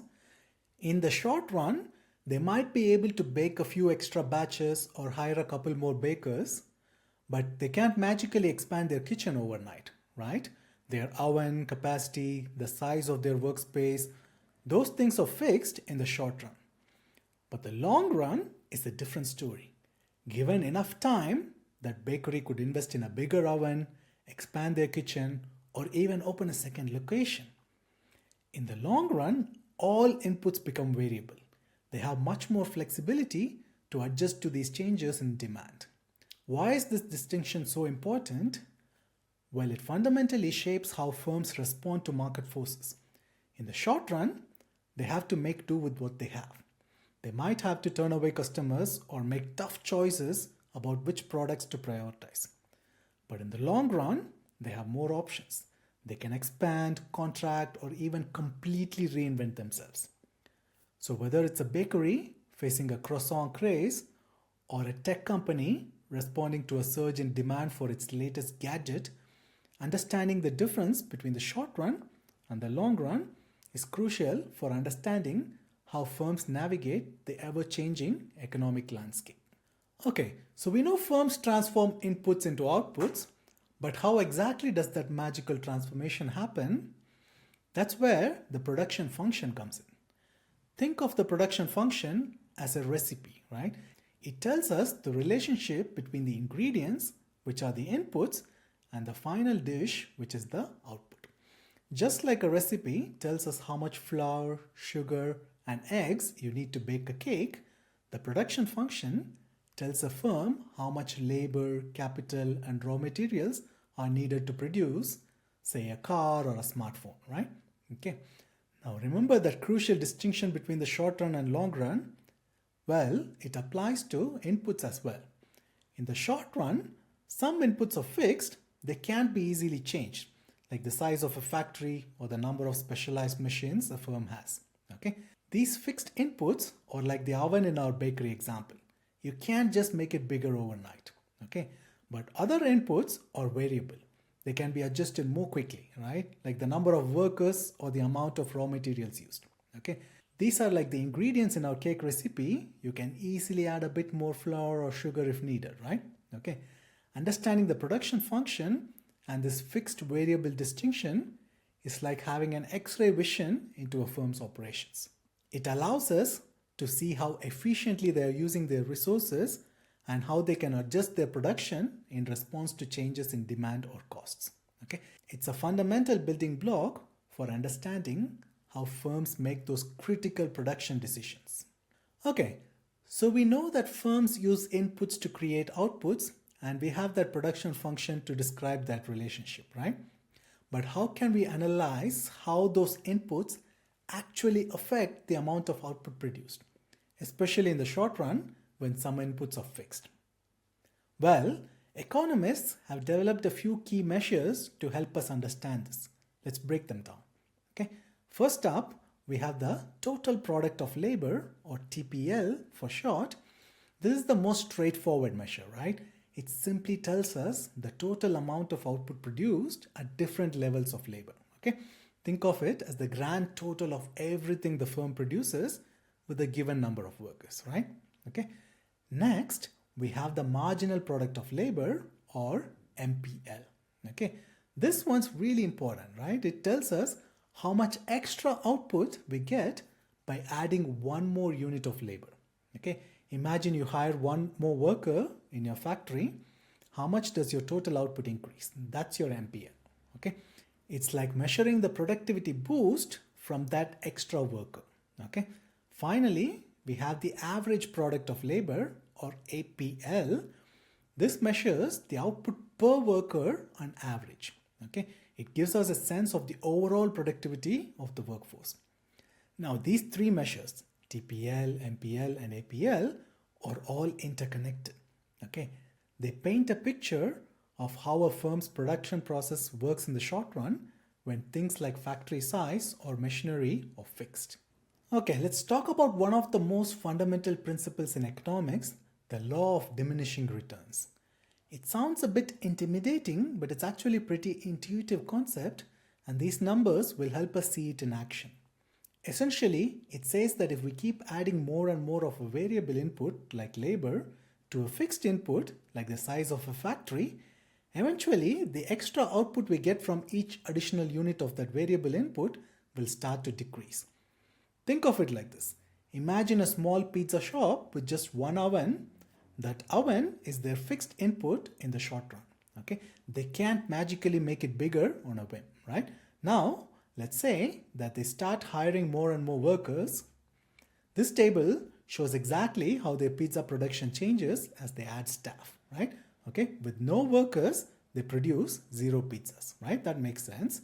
Okay, with one worker, let's say they can make 5 pizzas. Okay, adding a second worker boosts production to, let's assume that it's 17 pizzas. Okay, that's a big jump, right? And with the third worker, they crank out 32 pizzas. Initially, adding those extra workers might make a big difference, right? One person alone can only do so much, right? Okay, but with a team, they can divide tasks, they can specialize and become much more efficient. However, as they keep hiring, the gains start to slow down. Look at what happens when they go from 3 to 4 workers. The increase in pizzas is smaller than before. Okay, and with the 5th worker, they only add 8 more pizzas. Okay, the kitchen might be getting crowded now, right? Workers might start getting in each other's way, and there might be too many cooks in the kitchen, so to speak. Eventually, adding even more workers might actually decrease the output. Look at what happens with 7 workers. Okay, they actually make fewer pizzas than with 6 workers. Okay, imagine 10 people trying to work in a tiny kitchen with one oven. Chaos, right? Okay, this is the law of diminishing returns in action. At some point, adding more of a variable input to another fixed input leads to smaller and smaller increases in output. It's a principle that applies to all sorts of production processes, from pizza making to software development to farming, etc. Right? It's a reminder that more isn't always better, right? And there's always an optimal balance to be found in the combination of inputs. Okay, so we've talked about those key measures of labor productivity: total product, marginal product, and average product, right? Okay, now let's see how they relate to each other and why that relationship matters for firms. This graph shows the connection between the marginal product of labor, MPL, and the average product of labor, APL. Okay, remember, MPL tells us the extra output we get from adding one more worker, while APL shows the average output per worker. Okay, now here's where it gets very interesting. Notice how when the MPL curve is above the APL curve, the APL curve is increasing. Why is that? If the latest worker you hire is more productive than the average worker, that pulls the average up, right? Okay. Conversely, when the MPL curve dips below the APL curve also starts to decline. This makes sense too, because if that new worker is less productive than the average, it drags the average down. Okay. And where do these two curves cross? That's the magic point where the average product of labor reaches its peak. It's like finding the sweet spot where you're getting the most output per worker on average. Okay. Now, why should firms care about this? Well, understanding these dynamics can help them make smart decisions about hiring and production in the short run. Okay. If they see that their MPL is starting to decline, it might be a signal that they're approaching that point of diminishing returns. Okay. Hiring more workers might not be the best strategy anymore. Okay. So by keeping an eye on these curves, firms can optimize their workforce and get the most out of their labor input. Okay. It's all about finding the balance between adding more and more workers and maintaining a high level of productivity. All right, we've explored the ins and outs of production in the short run, but now let's talk about the costs involved in bringing these goods and services to life. After all, firms can't just magically conjure products out of thin air, right? Okay. To understand how firms make those crucial production decisions, we need to break down the different types of costs they face. Okay. First up, we have fixed costs. Okay. These are the expenses that stay the same regardless of how much a firm produces. Think of things like rent for the factory, lease payments on equipment, or even the salaries of top management. Okay. Even if the firm decides to take a break and produce absolutely nothing, those fixed costs still have to be paid. Okay. Then we have variable costs. These are the costs that change depending on how much the firm produces. Want to bake more cakes? You need more flour, sugar, and maybe even more bakers, right? Okay. These variable costs increase as productions ramp up, okay, and decrease as production winds down. Okay. Now if we add those fixed and variable costs together, what do we get? Total costs, right? Is the grand total of all the expenses a firm incurs at a given level of production. Okay. But we can dive even deeper. Marginal cost is a super important concept for firms. It tells us the cost of producing just one more unit of output. Think of it like this. If you're already making 100 widgets, how much extra does it cost to make widget number 101, right? Okay, that's your marginal cost. And finally, we have average costs. These give us a per unit perspective. We can calculate average fixed cost or average variable cost or average total cost to see how much each unit of output costs the firm on average. Okay. Understanding these different cost categories is very crucial for businesses, right? It helps us understand how they make decisions about how much to produce, what prices to charge, and ultimately how to stay profitable, right? Okay, we've talked about those different cost categories, fixed costs, variable costs, and total costs. Now let's see those costs in action with an example. This table shows the cost figures for our pizza shop as they produce different quantities of pizza. Okay, notice how the total fixed cost stays constant at $15, okay, no matter how many pizzas they produce. Okay, that's because these costs represent things like rent, which don't change in the short run, even if they don't make a single pizza. Okay, but the total variable costs tells a different story, right? They increase as the shop produces more and more pizza. Okay, this makes perfect sense, right? If you want to make more pizza, you'll need more dough, more cheese, more toppings, and even maybe more workers to help you out. Okay, all those extra ingredients and labor add to your variable costs. And how do we get the total costs? Simple, right? We just add the fixed costs to the variable costs. Okay, and our formula, total costs, which is equal to total fixed costs and total variable costs, captures this relationship perfectly, right? Now this chart helps us visualize these cost trends. Notice how the TVC curve starts out relatively flat, but then starts to slope upwards as more pizzas are produced. Okay, This reflects the increasing cost of those additional variable inputs. The more you produce, the more those variable costs eventually start to bite. Okay? And that upward sloping total cost curve, well, that's simply a reflection of those increasing variable costs being added to the constant fixed cost. It's a visual reminder that as production increases, those total costs start to climb. Okay, so we've seen how those total costs behave as our pizza shop produces more and more pizza, right? Okay, but now let's zoom in and analyze those costs on a per unit basis. This table gives us a granular view of the cost structure. Okay, first, the marginal cost column is super important for firms, right? It tells us how much it costs to produce just one more pizza. Notice how it fluctuates. It initially decreases, it gets cheaper to make each additional pizza as we ramp up production, but then it starts to increase. Why is that? Remember that law of diminishing returns?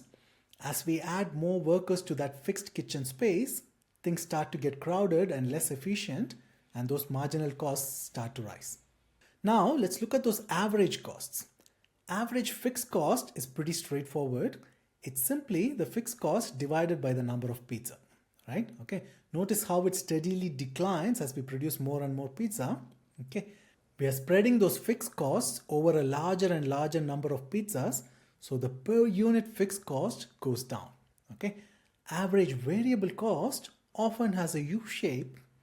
It initially decreases as we become more efficient and spread those variable costs over more pizzas, but then as we hit capacity limits, those variable costs per unit start to creep up again, right? And finally, we have the average total cost, okay, which is the overall cost per pizza. Okay, this is a very crucial number for firms, especially when they're making pricing decisions. Okay, they need to make sure they're charging enough to cover all their costs, right? Okay, now here's a cool thing, right? These cost measures don't just exist in a table, right? They have a dynamic relationship with each other, which we can see in the graph on the right side, right? Notice how the marginal cost curve intersects both the AVC curve and the ATC curve at their minimum points. Okay, that's not a coincidence, right? Remember how we talked about the marginal cost curve acting like a magnet, pulling those average cost curves down when it's below them and pulling them up when it's above them. This creates that characteristic U shape and those important intersection points. Okay. So this graph gives us a powerful visual representation of how these different cost measures interact and how they can inform a firm's production decisions. All right, let's continue our exploration of these cost curves, right? As we saw in the previous slide, the intersection point between the marginal cost curve and the average cost curves are key. Okay, but why exactly does the marginal cost curve intersect the average variable cost curve and the average total cost curves at their minimum points? Well, let's dive a bit deeper into the logic behind it, right? Let's use the analogy of grades on a test. If you get a really good grade on a test, one that's higher than your current average, what happens to your average now? It goes up, right? Okay. The same principle applies to costs. If the cost of producing one more unit, which is the marginal cost, right, is lower than your average variable cost, it pulls down your average. Okay. But once marginal cost becomes higher than the average variable cost, it starts dragging the average upwards. That's why their intersection marks the minimum point on the average variable cost curve. And the same logic holds true for marginal cost and average total cost too. Okay. Now these intersections aren't just theoretical curiosities, right? They have real world implications for businesses. Understanding these points can help firms make informed decisions about how much to produce and what prices to set in order to achieve their cost minimization goals. Okay, so this chart gives us a powerful tool to visualize and analyze those cost dynamics. All right, we've explored production curves and cost curves separately, right? Now let's put them side by side and see if we can spot any interesting connections. Take a look at these two charts, especially the shapes they form. Okay, notice anything fascinating? It's like looking in a mirror, isn't it? Okay. The chart on the right showing our cost curves is almost an inverted image of the production curves on the left. But why is that? Well, it all comes down to the relationship between productivity and costs, right?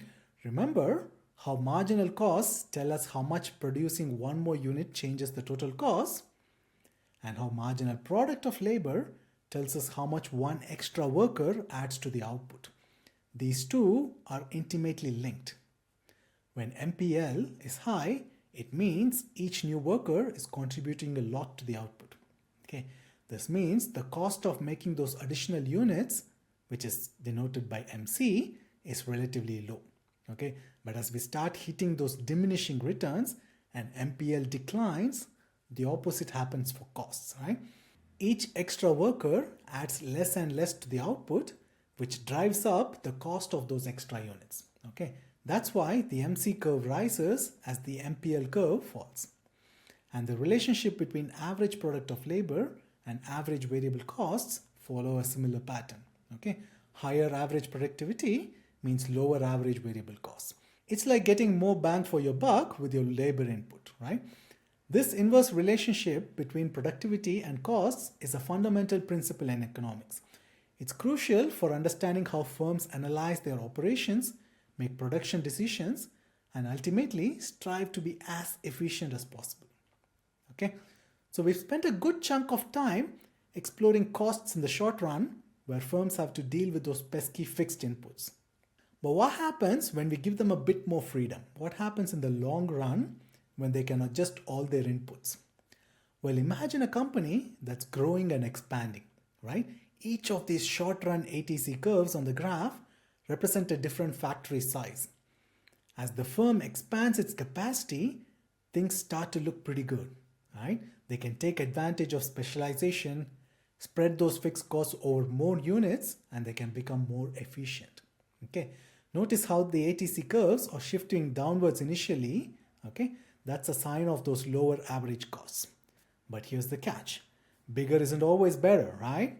At some point, a firm might become too large and become inefficient. Managing a massive operation can become a real headache, and those pesky diminishing returns might start to creep in again. Okay, that's why we see those ATC curves eventually sloping upwards. Okay, now that long-run average total cost curve, or LRAC, is like a roadmap for firms. Okay, it traces the lowest possible cost for each output level when the firm has the flexibility to choose its ideal combination of inputs. Okay, it's like finding that sweet zone of production, not too big, not too small, but just about right. Okay, so why is this important for businesses? Well, it highlights the importance of carefully planning and strategic decision making in the long run. Okay, expanding too quickly or without considering the potential for diseconomies of scale can lead to higher costs and lower efficiency. Okay, it's a reminder that growth needs to be managed strategically to ensure long-term success. Okay, let's wrap up this session with a closer look at how a firm's average costs evolve in the long run. Okay, remember, in the long run, everything is variable. Okay, firms can expand their factories, adopt new technologies, and completely restructure their operations. Okay, this chart shows us the long run average total cost curve, or LRAC. Okay, and it tells a fascinating story about the relationship between firm size and efficiency. Okay, notice how the curve initially slopes downwards. This region represents economies of scale. Okay, as the firm grows, its average cost per unit actually decreases. Okay, why is that? Well, they might be able to specialize their workforce, negotiate better deals with suppliers for buying in bulk, okay, or invest in more efficient machinery, right? It's like getting bigger and better at the same time. Okay, then we often see a flatter portion in the middle of the curve. This represents constant returns to scale. Here, expanding further doesn't really change the average cost much. Okay, the benefits of getting larger are balanced out by the growing complexity of managing a larger organization.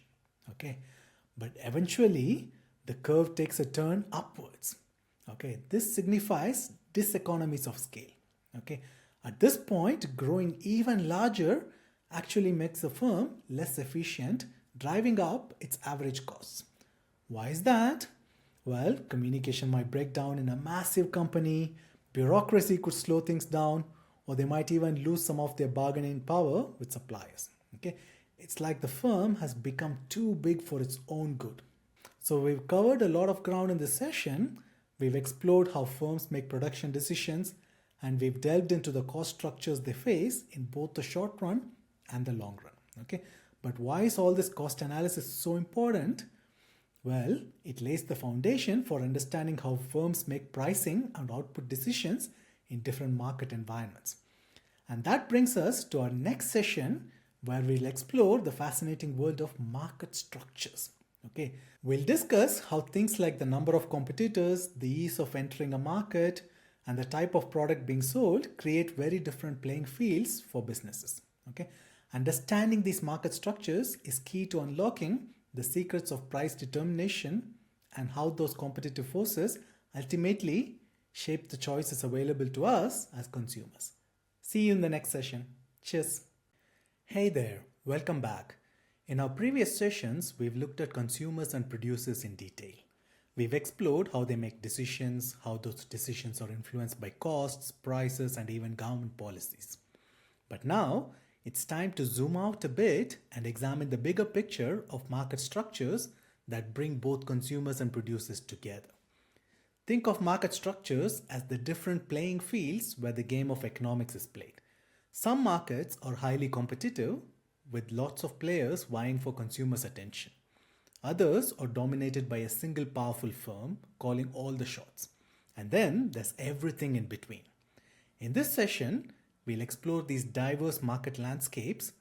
We'll focus on the characteristics that define each structure, from the number of firms to the types of products they offer.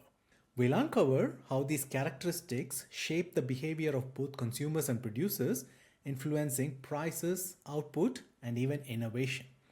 By the end of this session, you'll have a deeper understanding of how competition, or lack thereof, shapes the economic landscape and ultimately affects our lives as consumers. Alright, in this session, we'll focus on these diverse market landscapes in detail.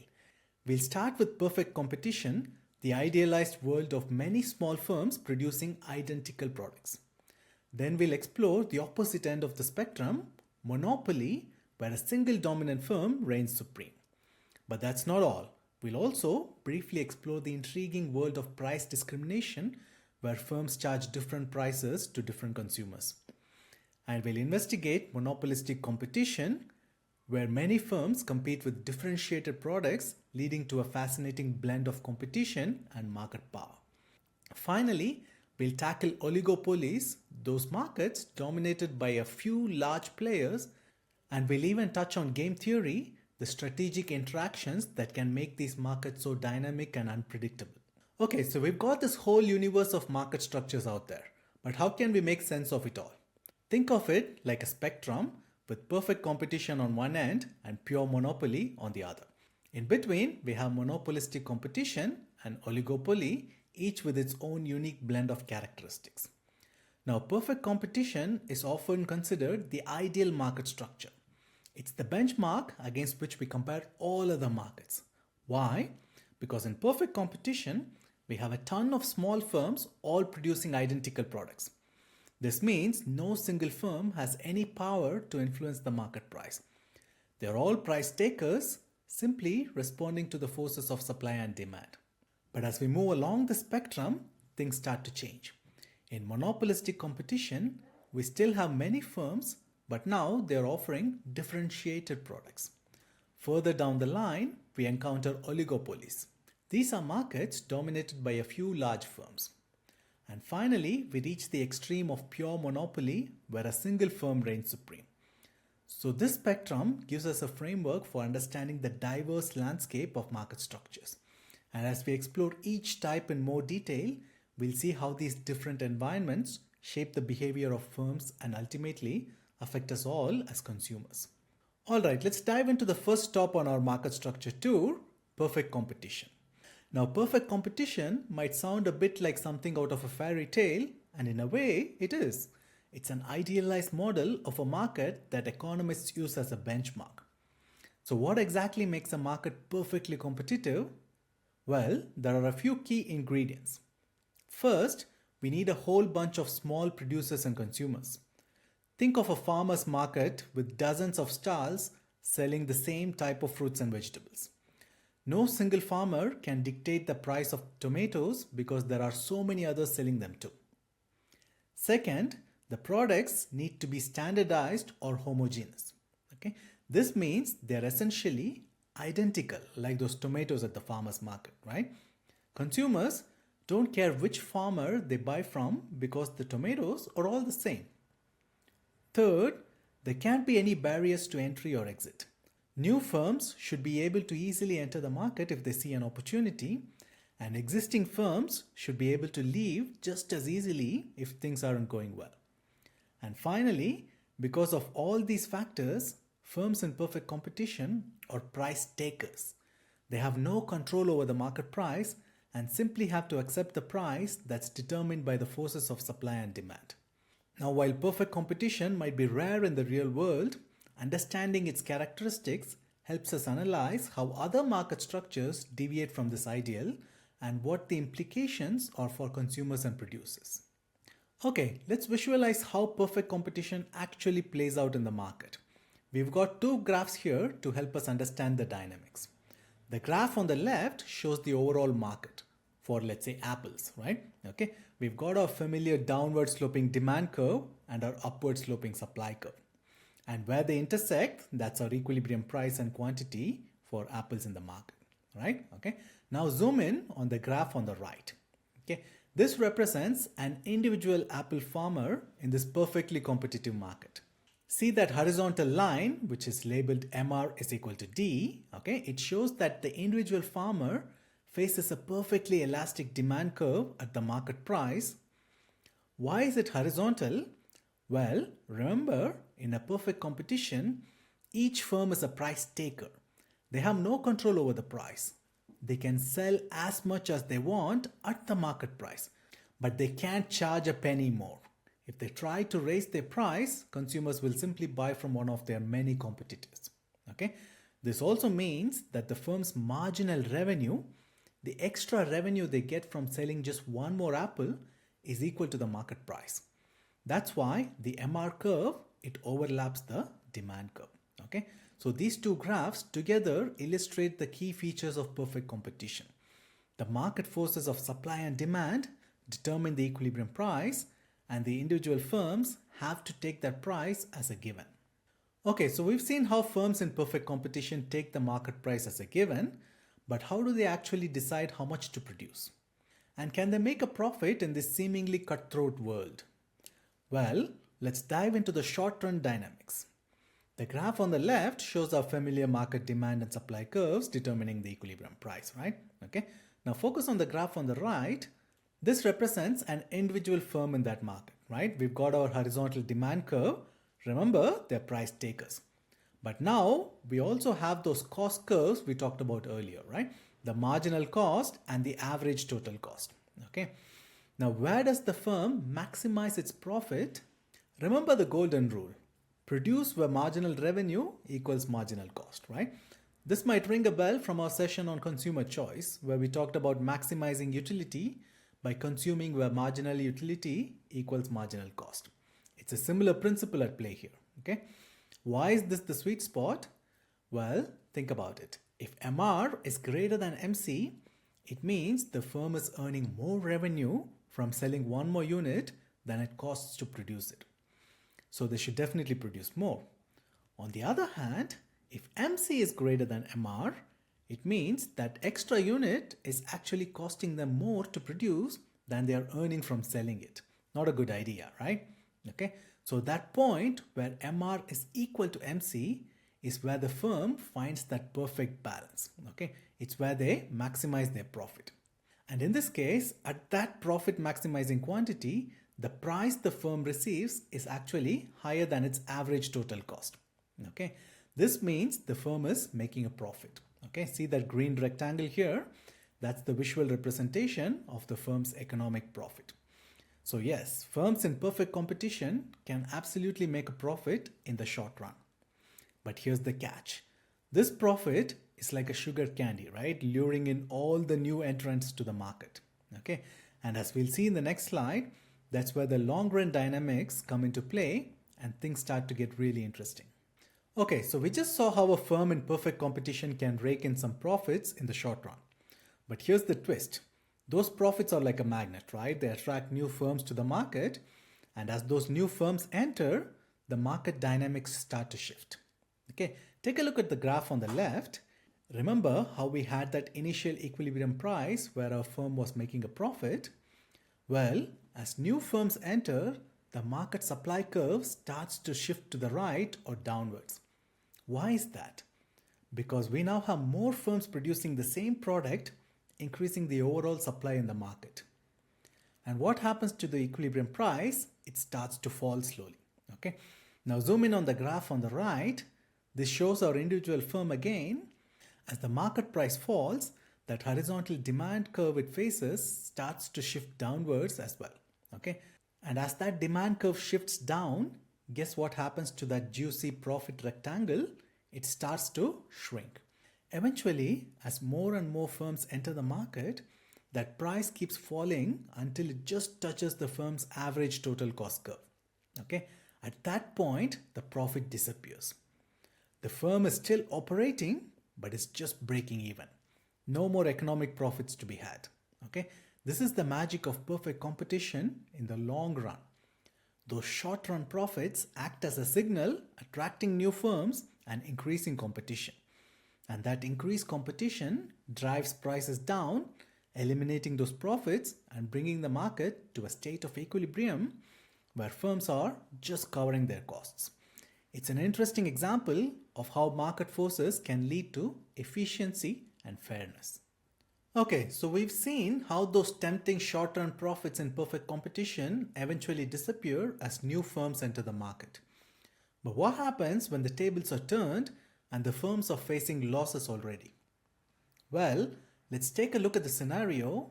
Once again, we have our market graph on the left showing the equilibrium price. But now, on the graph for the individual firm, something different is happening. Okay, notice how that average total cost ATC curve is now above the price at the profit maximizing quantity where MR is equal to MC. Okay, this means the firm is actually losing money on each unit it produces. Okay, see that red rectangle? That's the visual representation of the firm's economic loss. So what should a firm do in this situation? Well, in the short run, they have a few options. They can try to tough it out, hoping that market conditions improve, or that they can find ways to cut costs. Okay? Or if the losses become unbearable, they might have to consider exiting the market altogether. It's a tough spot to be in, and it highlights the challenges the firms in perfect competition can face when market conditions take a downturn. Okay? But as we'll see, even in the face of losses, the market has a way of adjusting and finding a new equilibrium. Alright, so we just saw how firms in perfect competition can find themselves in a bit of a pickle when they're facing losses in the short run.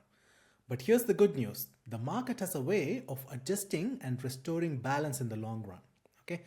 Take a look at our market graph on the left. Remember how we had that initial equilibrium price where our firm was experiencing those losses? Well, as firms start to exit the market because, let's face it, nobody wants to keep losing money, the market supply curve begins to shift to the left or upwards. Why is that? Because with fewer firms producing the same product, the overall supply in the market decreases. And what happens to the equilibrium price? It starts to climb back up. Okay, now zoom in on the graph on the right. This shows our individual firm again. As the market price rises, that horizontal demand curve, it starts to shift upwards as well. And as that demand curve shifts up, guess what happens to that dreaded loss rectangle? It starts to shrink. Eventually, as enough firms exit the market, that price keeps rising until it just touches the firm's average total cost curve. At that point, the loss disappears. The firm is back to breaking even. This is the beauty of perfect competition in the long run. Those short-run losses act as a signal encouraging less efficient firms to exit and reducing competition. And that reduced competition allows the remaining firms to raise prices, eliminating those losses and bringing the market back to a state of equilibrium. It's a fantastic example of how market forces can lead to efficiency and self-correction. Alright, so we've seen how perfect competition can be a bit of a roller coaster with firms experiencing both profits and losses in the short run. Okay, but is there ever a point where it makes sense to just throw in the towel and shut down completely? The answer is a resounding yes. Now remember, in that short run, firms have those fixed costs that they have to pay regardless of whether they produce anything. So even if they shut down, they still have to cough up that rent or those lease payments, right? But here's the thing, if a firm can at least cover its variable costs, it might make sense to keep producing, even if it's making a loss overall. Why? Because by covering those variable costs, it can at least contribute something towards those fixed costs. Okay, it's like minimizing the damage, so to speak. So where exactly is this shutdown point on our graph? Take a look at the graph on the right. It's the point where the marginal cost curve intersects the average variable cost curve at its minimum. The price, which is also equal to the marginal revenue, is exactly equal to the minimum point of the AVC curve. This means that even at its most efficient level of production, the firm can only just cover its variable costs. It's not making enough to contribute anything at all towards those fixed costs. So what's the point of continuing production? There isn't one. In this scenario, shutting down is the most logical choice. It's like stopping the bleeding before it gets any worse. The shutdown point is a crucial concept for firms in perfect competition. Okay? It helps them make those tough decisions about whether to stay in the game or temporarily call it quits when market conditions become extremely unfavorable. Okay, so we've explored the ups and downs of perfect competition, but perfect competition has a couple of secret weapons that make it pretty special. Okay, those weapons are allocative efficiency and productive efficiency. They basically mean that perfect competition leads to a really good outcome for society as a whole. Okay, first, let's tackle allocative efficiency. This means that resources are allocated in a way that maximizes the overall benefits to the society. Okay? In perfect competition, firms produce where marginal costs equal to marginal revenue, which as we've seen is also equal to the market price. Okay? And guess what? That price reflects the marginal benefit that consumers get from consuming that good. So in perfect competition, we have this beautiful alignment. Marginal benefit equals marginal cost. This means that society is getting the most value possible from that resource being used to produce that good. No waste, no inefficiency. Now, what about productive efficiency? This means that firms are producing at the lowest possible cost per unit, and in perfect competition, guess where that happens? At the minimum point of the average total cost curve. Why is that? Because in the long run, those competitive forces drive firms to be as efficient as possible.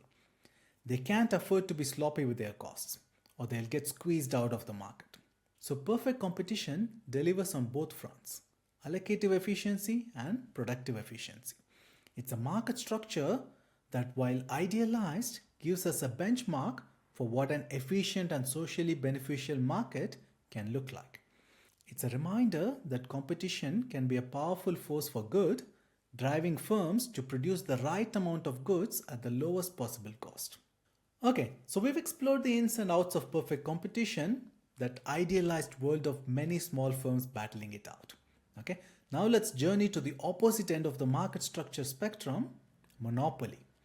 If perfect competition is a bustling marketplace with countless vendors, a monopoly is like a solitary island with just one inhabitant. Okay? It's a market where a single firm reigns supreme, holding all the cards and calling all the shots. Think of companies like Google in search or Microsoft in operating systems back in the day. Okay?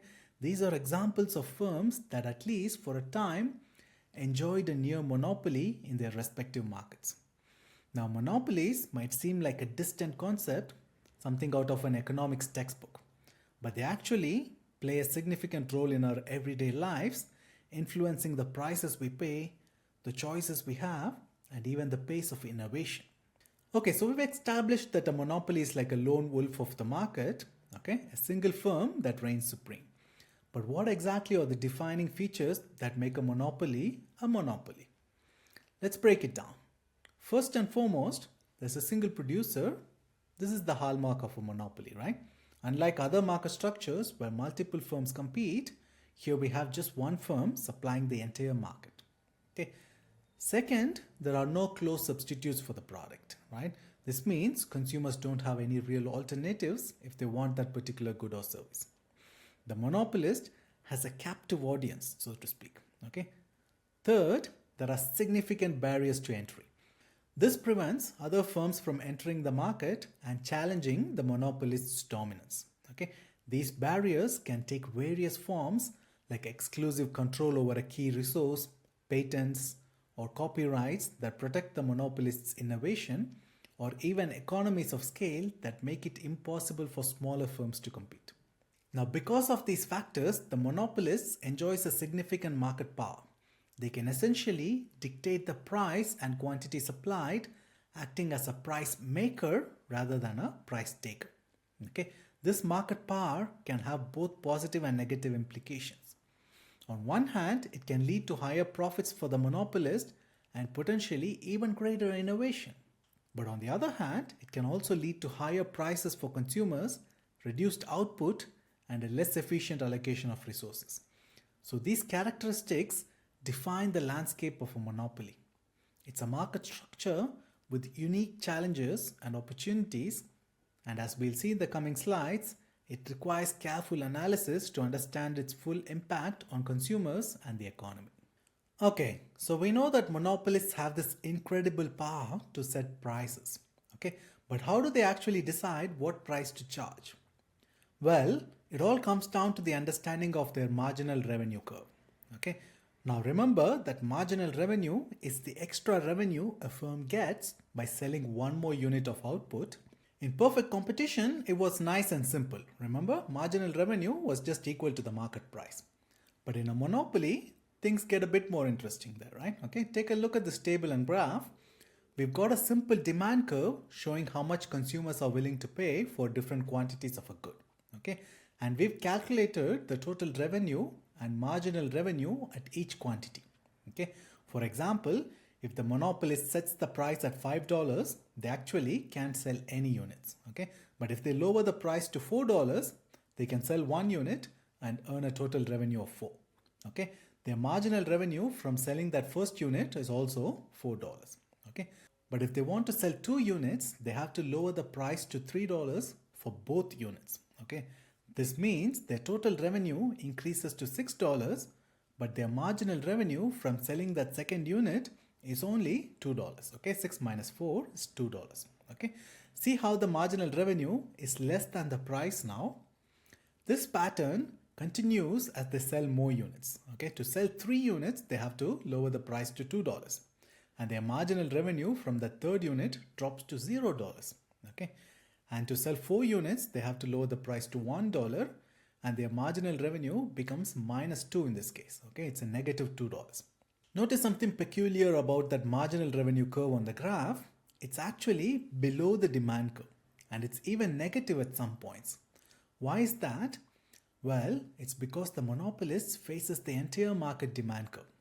Okay, to sell more units, they have to lower the price for all the units, not just the extra one they're selling. Okay, this means that the marginal revenue they get from selling that extra unit is less than the price they charge for it.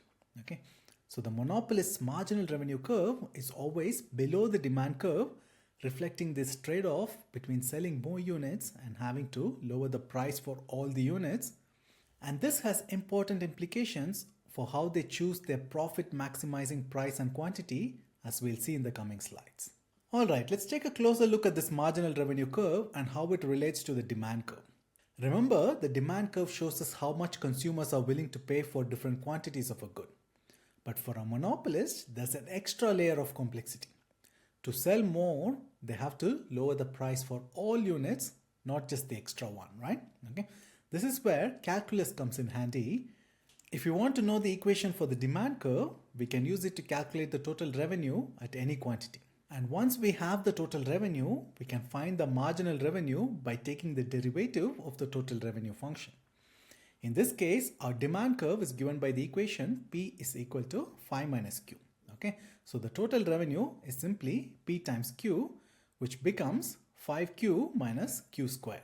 Okay, now to find the marginal revenue, we take the derivative of this total revenue function with respect to quantity. And that gives us that MR is equal to phi minus 2Q. Okay, see how the MR curve has the same y-intercept as the demand curve, but its slope is twice as steep. Okay, that's the mathematical representation of how the monopolist has to lower the price for all units to sell more. Okay, and here's another interesting connection. Notice that the point on the demand curve where the price elasticity of demand is equal to 1, that's the midpoint of the demand curve. And guess what? At the same quantity level, the marginal revenue curve crosses the x-axis, meaning marginal revenue becomes 0. Okay, this tells us that when a monopolist is operating in the elastic portion of the demand curve, where PED is greater than 1, their marginal revenue is positive. But as they move into the inelastic portion, where PED is less than 1, their marginal revenue becomes negative. This has important implications for the monopolist's pricing strategy. They'll always want to stay in that elastic portion of the demand curve where MR is positive, because that's where they can increase their total revenue by selling more units, even if they have to lower the price a bit. Alright, we've explored the demand curve and the marginal revenue curve for the monopolist, right? Okay, now let's bring in the cost side of the equation and see how the monopolist actually makes its profit maximizing decisions. Okay, this graph shows all the key curves together, right? Demand curve, marginal revenue curve, marginal cost, and the average total cost. Okay, remember how we saw that the marginal revenue curve is always below the demand curve, okay, and how it becomes 0 at the quantity where the price elasticity of demand is equal to 1. And how it becomes 0 at the quantity where the price elasticity of demand is equal to 1, right? Okay. Well, now we can see where the monopolist maximizes its profit. Okay, just like any other firm, it follows the golden rule, right? Produce where marginal revenue equals marginal cost. Okay, so find that point where the MR curve intersects the MC curve. Okay, now to see the price the monopolist will charge, trace a vertical line until it hits the demand curve. Okay, that's the price the consumers are willing to pay for that quantity. And to see the average cost, trace the vertical line again from the MR is equal to MC point until it hits the average total cost curve. Okay, that's the average cost per unit for the monopolist.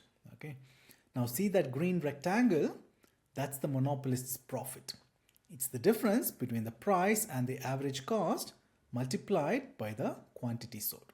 Okay, we can also see the consumer surplus on this graph represented by the blue triangle, right?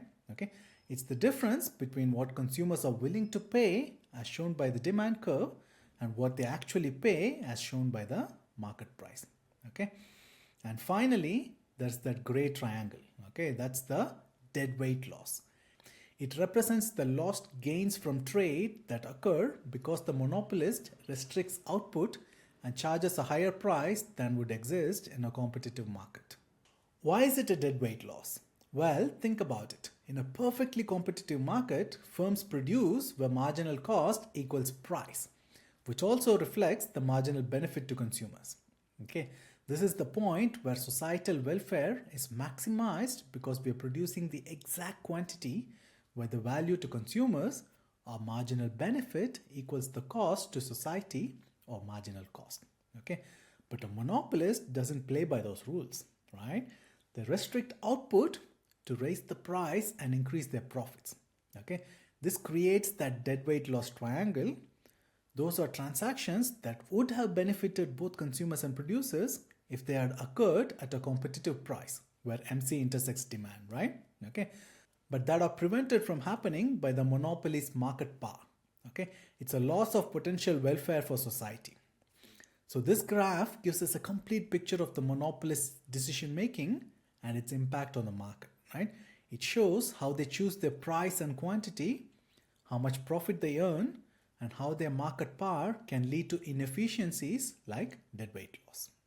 Alright, so we've seen how monopolies can flex their market power to set higher prices and restrict output. But what does that mean for efficiency?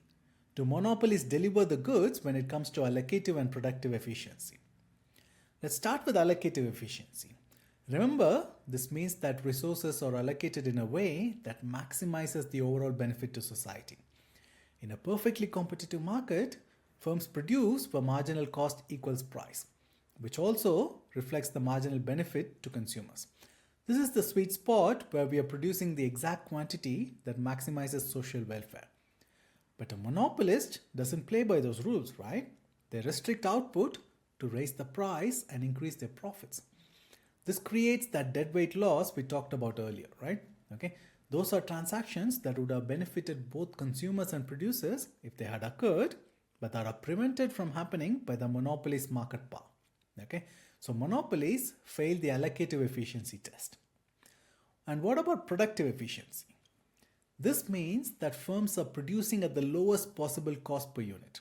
Right? In perfect competition, we saw that this happens at the minimum point of the average total cost curve. Okay? But a monopolist doesn't face the same competitive pressures to minimize costs. Okay? They might be a bit more relaxed about efficiency, knowing that they don't have to worry about rivals stealing their customers. Right? This can lead them to producing at a higher average cost than the absolute minimum, okay, resulting in productive inefficiency. So monopolies aren't really known for their efficiency. That might be great for the monopolist's bottom line, but they don't necessarily lead to the best outcome for the society as a whole.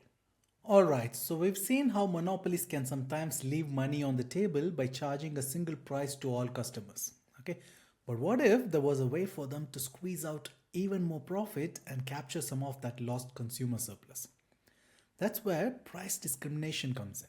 Okay, it's a strategy where a monopolist gets creative and charges different prices to different customers for the same product or service.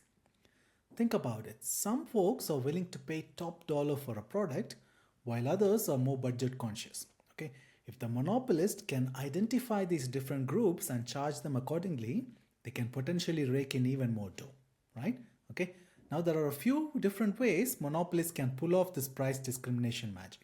Okay, first degree price discrimination, this is the ultimate dream for a monopolist. Okay, it's where they charge each customer the absolute maximum they're willing to pay. It's like a personalized pricing strategy, right? Think of a car dealership where the salesperson tries to gauge how much each customer is willing to spend and negotiates accordingly. Okay, or consider a college or university that offers financial aid based on a family's income. They are essentially charging different tuition rates based on what each family can afford.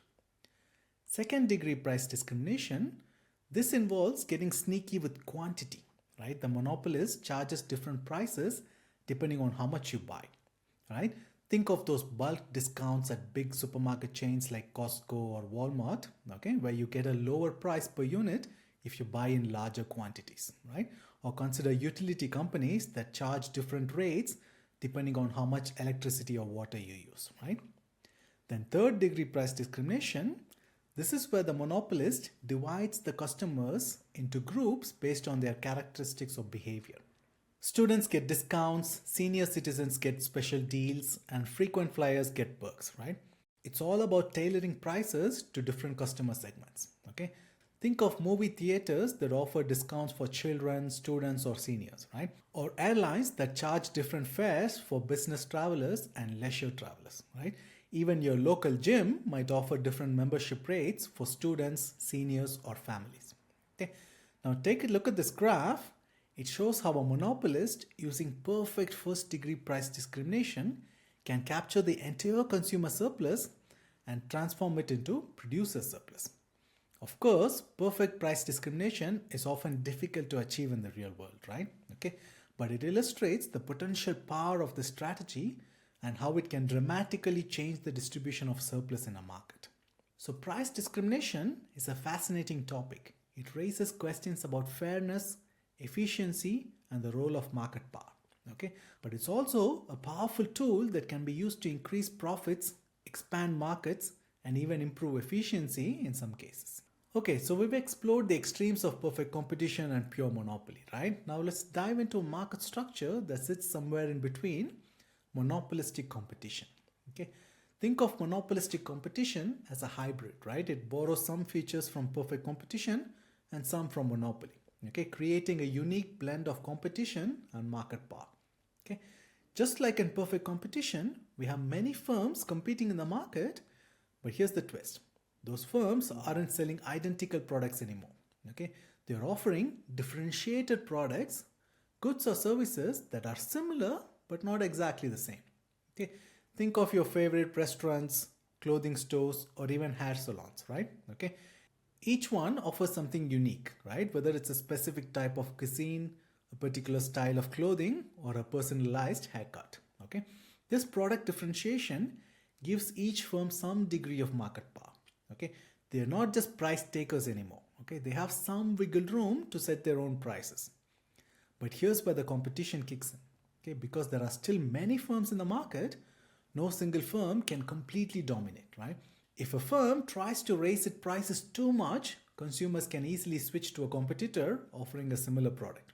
Okay, so monopolistic competition is the fascinating balancing act between competition and market power. Okay, it offers consumers more variety and choice, but it also allows firms to carve out their own niche and potentially earn some profits. Okay. In the coming slides, we'll delve deeper into the characteristics of monopolistic competition, analyze how firms make decisions in this environment, and explore the implications for consumers and the overall market. Okay, so we've established that monopolistic competition is this intriguing blend of competition and market power, right? But what exactly are the key ingredients that make this market structure tick? Let's break it down, right? First off, we have a relatively large number of firms. This means that unlike a monopoly, no single firm has a stranglehold on the market, right? There's plenty of room for competition. Second, and perhaps most importantly, we have differentiated products. Okay, this is the hallmark of monopolistic competition. These firms aren't selling identical goods anymore. Okay, they're offering products with unique features, branding, or qualities that set them apart from the competition. Think of those trendy coffee shops with their signature lattes or clothing brands with their distinct styles and personalities. Okay. Third, we have easy entry and exit. Just like in perfect competition, new firms can enter the market relatively easily if they see an opportunity, and existing firms can exit if things aren't going so well. Okay, this keeps the competitive pressure on. Okay, and finally, because of that competition, monopolistic competition tends to have a lower deadweight loss than a pure monopoly. Okay, remember, deadweight loss is that inefficiency that arises when a firm restricts output and charges higher prices, right? In monopolistic competition, the presence of competition limits those inefficiencies, bringing the market closer to the social optimum. Okay, so these four characteristics define the landscape of monopolistic competition. It's a market structure that's all about variety, choice, and a dynamic interplay between competition and market power. Alright, so we've seen how perfect competition can achieve both allocative and productive efficiency, but then we took a detour to explore monopolies and we saw that they fell short on both fronts. Okay, and now with monopolistic competition, we're seeing a similar pattern, right? Take a look at the slide. Unfortunately, just like with monopolies, monopolistic competition doesn't quite achieve allocative or productive efficiency. Why is that? Well, remember that in monopolistic competition, firms have some degree of market power due to product differentiation. This means they can charge a price that's higher than their marginal cost, just like a monopolist. And that leads to allocative inefficiency. We are not producing at that sweet spot where marginal benefit equals marginal cost. And what about productive efficiency? Well, because firms in monopolistic competition aren't forced to compete on price alone, they might not be as laser focused on minimizing their costs as firms in perfect competition. This can lead to them producing at a higher average cost than the absolute minimum, resulting in productive inefficiency. So while monopolistic competition offers some advantages in terms of product variety and innovation, it doesn't quite achieve the same level of efficiency as perfect competition. It's a trade-off really. We gain some things, but we also lose some things. But don't worry, monopolistic competition isn't all doom and gloom, right? It still offers a good balance between competition and market power, and it provides consumers with a wide range of choices. Alright, so we've journeyed through the landscape of perfect competition, monopoly, and monopolistic competition, right? Now we're heading into a territory where things can get a bit more strategic. Okay, let's talk about oligopolies. Well, oligopolies tend to reside closer to the monopoly end of things, right? They're markets where a small number of large firms hold sway.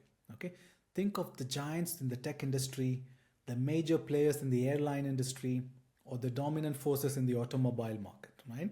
Okay, these are all prime examples of oligopolies.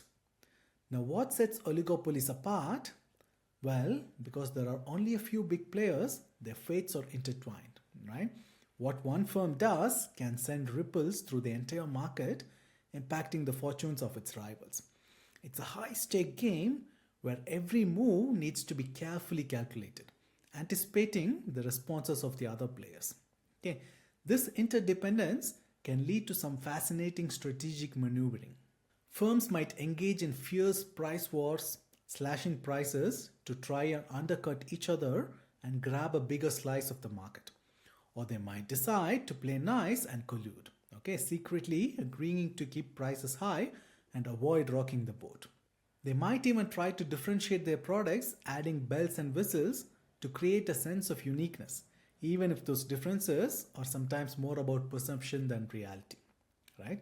Oligopolies can be quite complex and dynamic. Okay, they can be fiercely competitive at times, while at other times they might seem to act more like a cozy club with an unspoken understanding, right? Okay, and this behavior can have a big impact on us as consumers, affecting the prices we pay, the variety of products available, and even the pace of innovation. Okay, so we've established that oligopolies are these fascinating market structures where a few big players dominate the scene. Okay, but what exactly are the key features that set them apart? First off, we have a small number of large producers, right? This is the defining characteristic of an oligopoly. Okay, unlike perfect competition with its many small firms, or even monopolistic competition with its relatively large number of players, here we have a select few heavy hitters calling the shots. Okay. Second, the products can be either differentiated or standardized. Think of the auto industry where each car manufacturer has its own distinct models and brands. That's product differentiation in action, right? But then think of the oil industry where the product is essentially standardized. It's just oil, right? Okay. So oligopolies can exist with both types of products. Third, and this is important, there are high barriers to entry. Okay. This means it's not easy for new firms to just waltz into the market and start competing with the big guys, right? These barriers can be due to things like high startup costs, strong brand loyalty, or even government regulations. And finally, because there are only a few firms, they're all acutely aware of each other's actions. Okay? This leads to mutual interdependence, or what economists sometimes call collusion. Okay? Firms have to constantly consider how their rivals will react to their decisions, whether it's about pricing, output, or even advertising. Okay? It's a strategic dance where everyone is trying to anticipate the next move. Okay? So these four characteristics paint a picture of the oligopolistic landscape. It's a market structure where strategy, competition, and cooperation all come into play, creating a dynamic and often unpredictable environment. Alright, so we've seen how oligopolies can be a bit like a high-stakes poker game with firms constantly trying to outmaneuver each other. Okay? But how does all this strategic behavior affect efficiency? The oligopolies deliver the goods when it comes to allocative and productive efficiency. Unfortunately, just like with monopolies and monopolistic competition, oligopolies also fall short when it comes to both allocative and productive efficiency, right? Why is that? Well, remember that firms in oligopolies have significant market power. They can influence prices and output, often in ways that benefit themselves and not necessarily the society as a whole. Okay? This means they can charge prices above marginal cost, leading to allocative inefficiency. We are not hitting that sweet spot where marginal benefit equals marginal cost. Okay? And what about productive efficiency? Well, because oligopolies aren't always engaged in cutthroat competition, They might not be as driven to minimize their costs as firms in perfect competition. This can lead to them producing at a higher average cost than the absolute minimum, resulting in productive inefficiency. Okay. So while oligopolies can be fascinating and dynamic, they don't quite achieve the same level of efficiency as perfect competition, right? Okay. It's another trade-off really. We might gain some things like product innovation or brand loyalty, but we also lose some things in terms of allocative and productive efficiency. But don't worry, oligopolies aren't all bad news, right? They can still bring some benefits to the market, such as economies of scale, technological advancements, and even increased product variety. Alright, we've talked about how oligopolies are these strategic battlegrounds where a few powerful firms are constantly battling for position. But how do we actually analyze and predict their behavior? That's where game theory comes in. Okay, game theory might sound a bit intimidating, but it's essentially a way of thinking about strategic interactions. Okay, it's like a set of tools that economists use to model how people or organizations make decisions when those decisions affect each other. Okay, so why is game theory so useful for understanding oligopolies? Well, for a few key reasons. Okay, first, it provides a framework for analyzing those strategic interactions between firms. Okay, remember how we talked about firms constantly trying to anticipate each other's moves? Game theory helps us map out those moves and predict the possible outcomes. Second, it allows us to model the behavior of the firms in oligopolistic markets more accurately. Okay, by considering the incentives and payoffs for each firm, we can get a better grasp of why they might choose certain strategies over others. Okay, and finally, game theory can help us predict outcomes based on firms' decisions and reactions to each other. It's like having a crystal ball that allows us to peek into the future of the market and see how those strategic interactions might play out.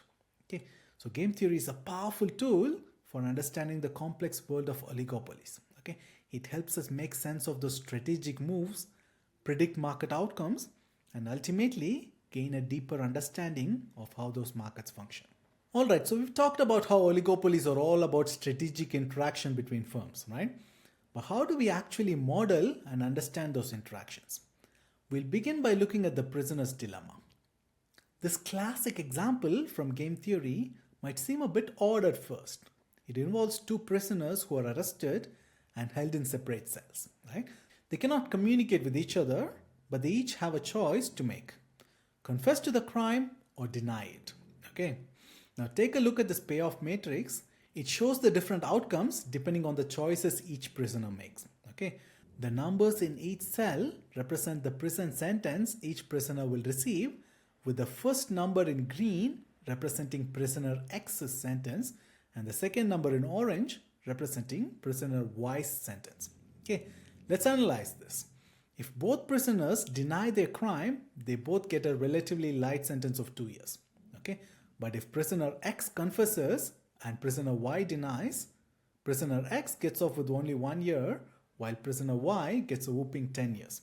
And vice versa, right? If both confess, they get a moderate sentence of 5 years each. Okay? So what's the dilemma? Well, each prisoner acting in their own self-interest has an incentive to confess, regardless of what the other prisoner does. Why? Because if the other prisoner denies, confessing gets you a lighter sentence. And if the other prisoner confesses, confessing still gets you a lighter sentence than denying. But here's the kicker. If both prisoners follow this logic and confess, they both end up with a worse outcome than if they would have had they both cooperated and denied. Okay? They both get 5 years instead of the 2 years they could have gotten. Okay? This is the crux of the prisoner's dilemma, right? It highlights how individual rationality can sometimes lead to a collectively worse outcome. And is a powerful tool for understanding the strategic challenges faced by firms in oligopolies, right? They often face similar situations where cooperation could lead to better outcomes for everyone, but the temptation to act in their own self-interest can lead to less desirable results. Okay, so we've seen how the prisoner's dilemma illustrates the challenges of cooperation when individuals or firms act in their own self-interest. But how can we analyze these strategic situations more formally? That's where the concepts of dominant strategy and Nash equilibrium come in. Okay, let's start with dominant strategy. Think of this as a strategy that's always the best choice for a player, no matter what the other players do. It's like having a secret weapon that guarantees you the best outcome regardless of your opponent's moves. Okay? In the prisoner's dilemma, confessing was the dominant strategy for both prisoners. No matter what the other prisoner did, confessing always resulted in a shorter sentence. Okay? Now let's move on to Nash equilibrium. This is a bit more nuanced. Okay? It's a situation where each player is choosing their best strategy given the strategies of the other players. Okay? In other words, no one has an incentive to change their strategy unilaterally. Okay? They're all stuck in a sort of strategic stalemate. Okay? In the prisoner's dilemma, the Nash equilibrium was for both prisoners to confess. Even though they'd both be better off if they both denied, neither prisoner could improve their outcome by unilaterally changing their strategy. If one prisoner switched to denying while the other still confessed, they'd end up with a much worse sentence. Okay? Now, why aren't the other combinations a Nash equilibrium? Let's consider them one by one, right? Okay, if both prisoners deny, each prisoner could improve their outcome by unilaterally switching to confessing. Okay, they'd get a shorter sentence, right? Okay, so this is unstable. What if prisoner X confesses and prisoner Y denies? In this case, prisoner Y could improve their outcome by switching to confessing. Okay, they would go from 10 years to 5 years. Okay, what if prisoner X denies and prisoner Y confesses? Similarly, prisoner X could improve their outcome by switching to confessing. Okay, so you see, only when both prisoners confess, neither one can individually improve their situation by changing their strategy. That's what makes it a Nash equilibrium. Okay, we've talked about game theory in general. Now let's see it in action with an example of the pricing game between two firms in an oligopoly. Okay, take a look at this payoff matrix. It shows two firms, A and B, who are deciding simultaneously whether to set a high price or a low price for their products. Okay, the numbers in each cell represent the profits each firm will earn, with the first number representing firm A's profit and the second number representing firm B's profit. Okay, so firm A's profit in green and firm B's profit in orange. Okay, now let's put on our strategic thinking caps. Okay, what's the best move for each firm?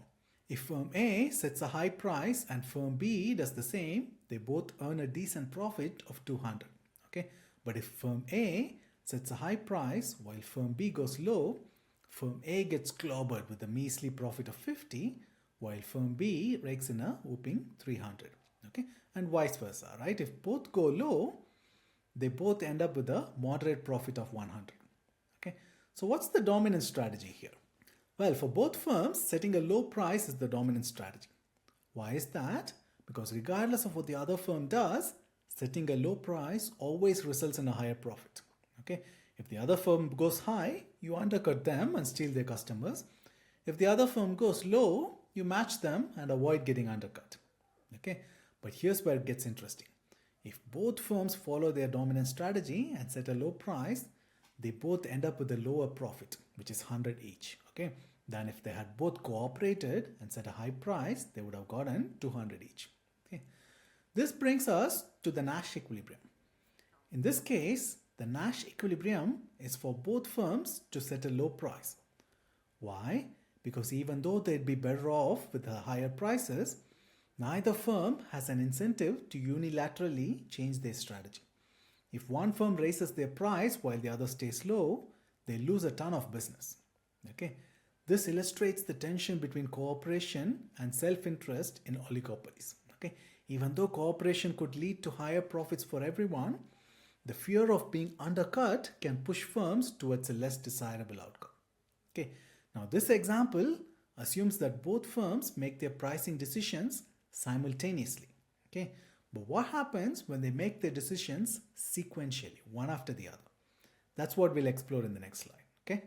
Alright, in the last slide, we looked at a pricing game where firms made their decisions simultaneously, right? Okay, but what if they take turns where one firm leads and the other follows?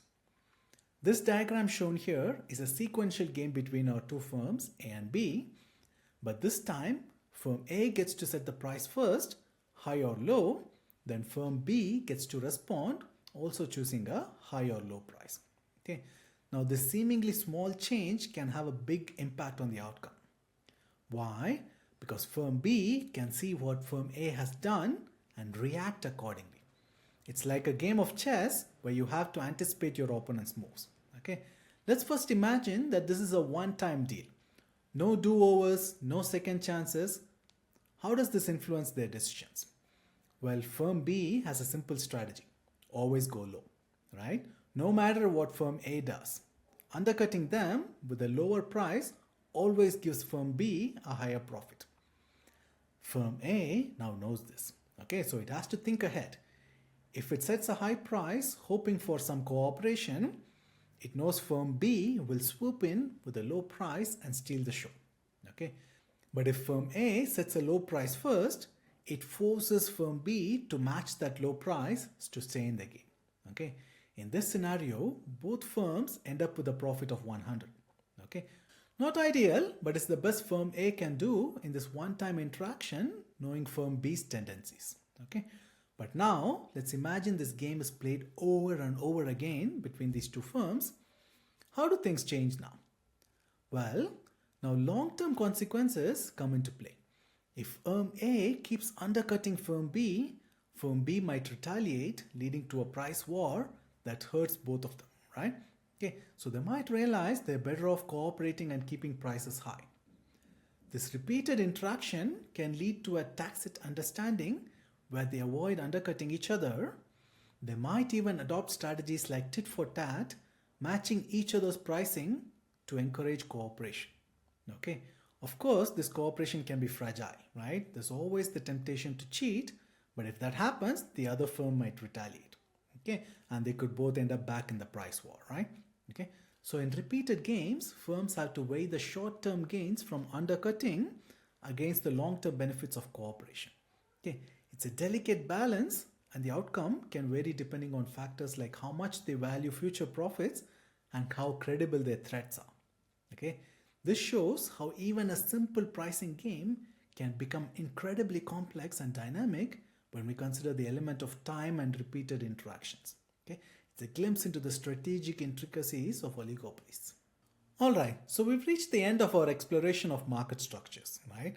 We've journeyed from the idealized world of perfect competition to the strategic backgrounds of oligopolies, uncovering the unique characteristics and challenges of each. Okay, we've seen how the number of firms and the types of products they offer and the ease of entry and exit can dramatically shape market outcomes.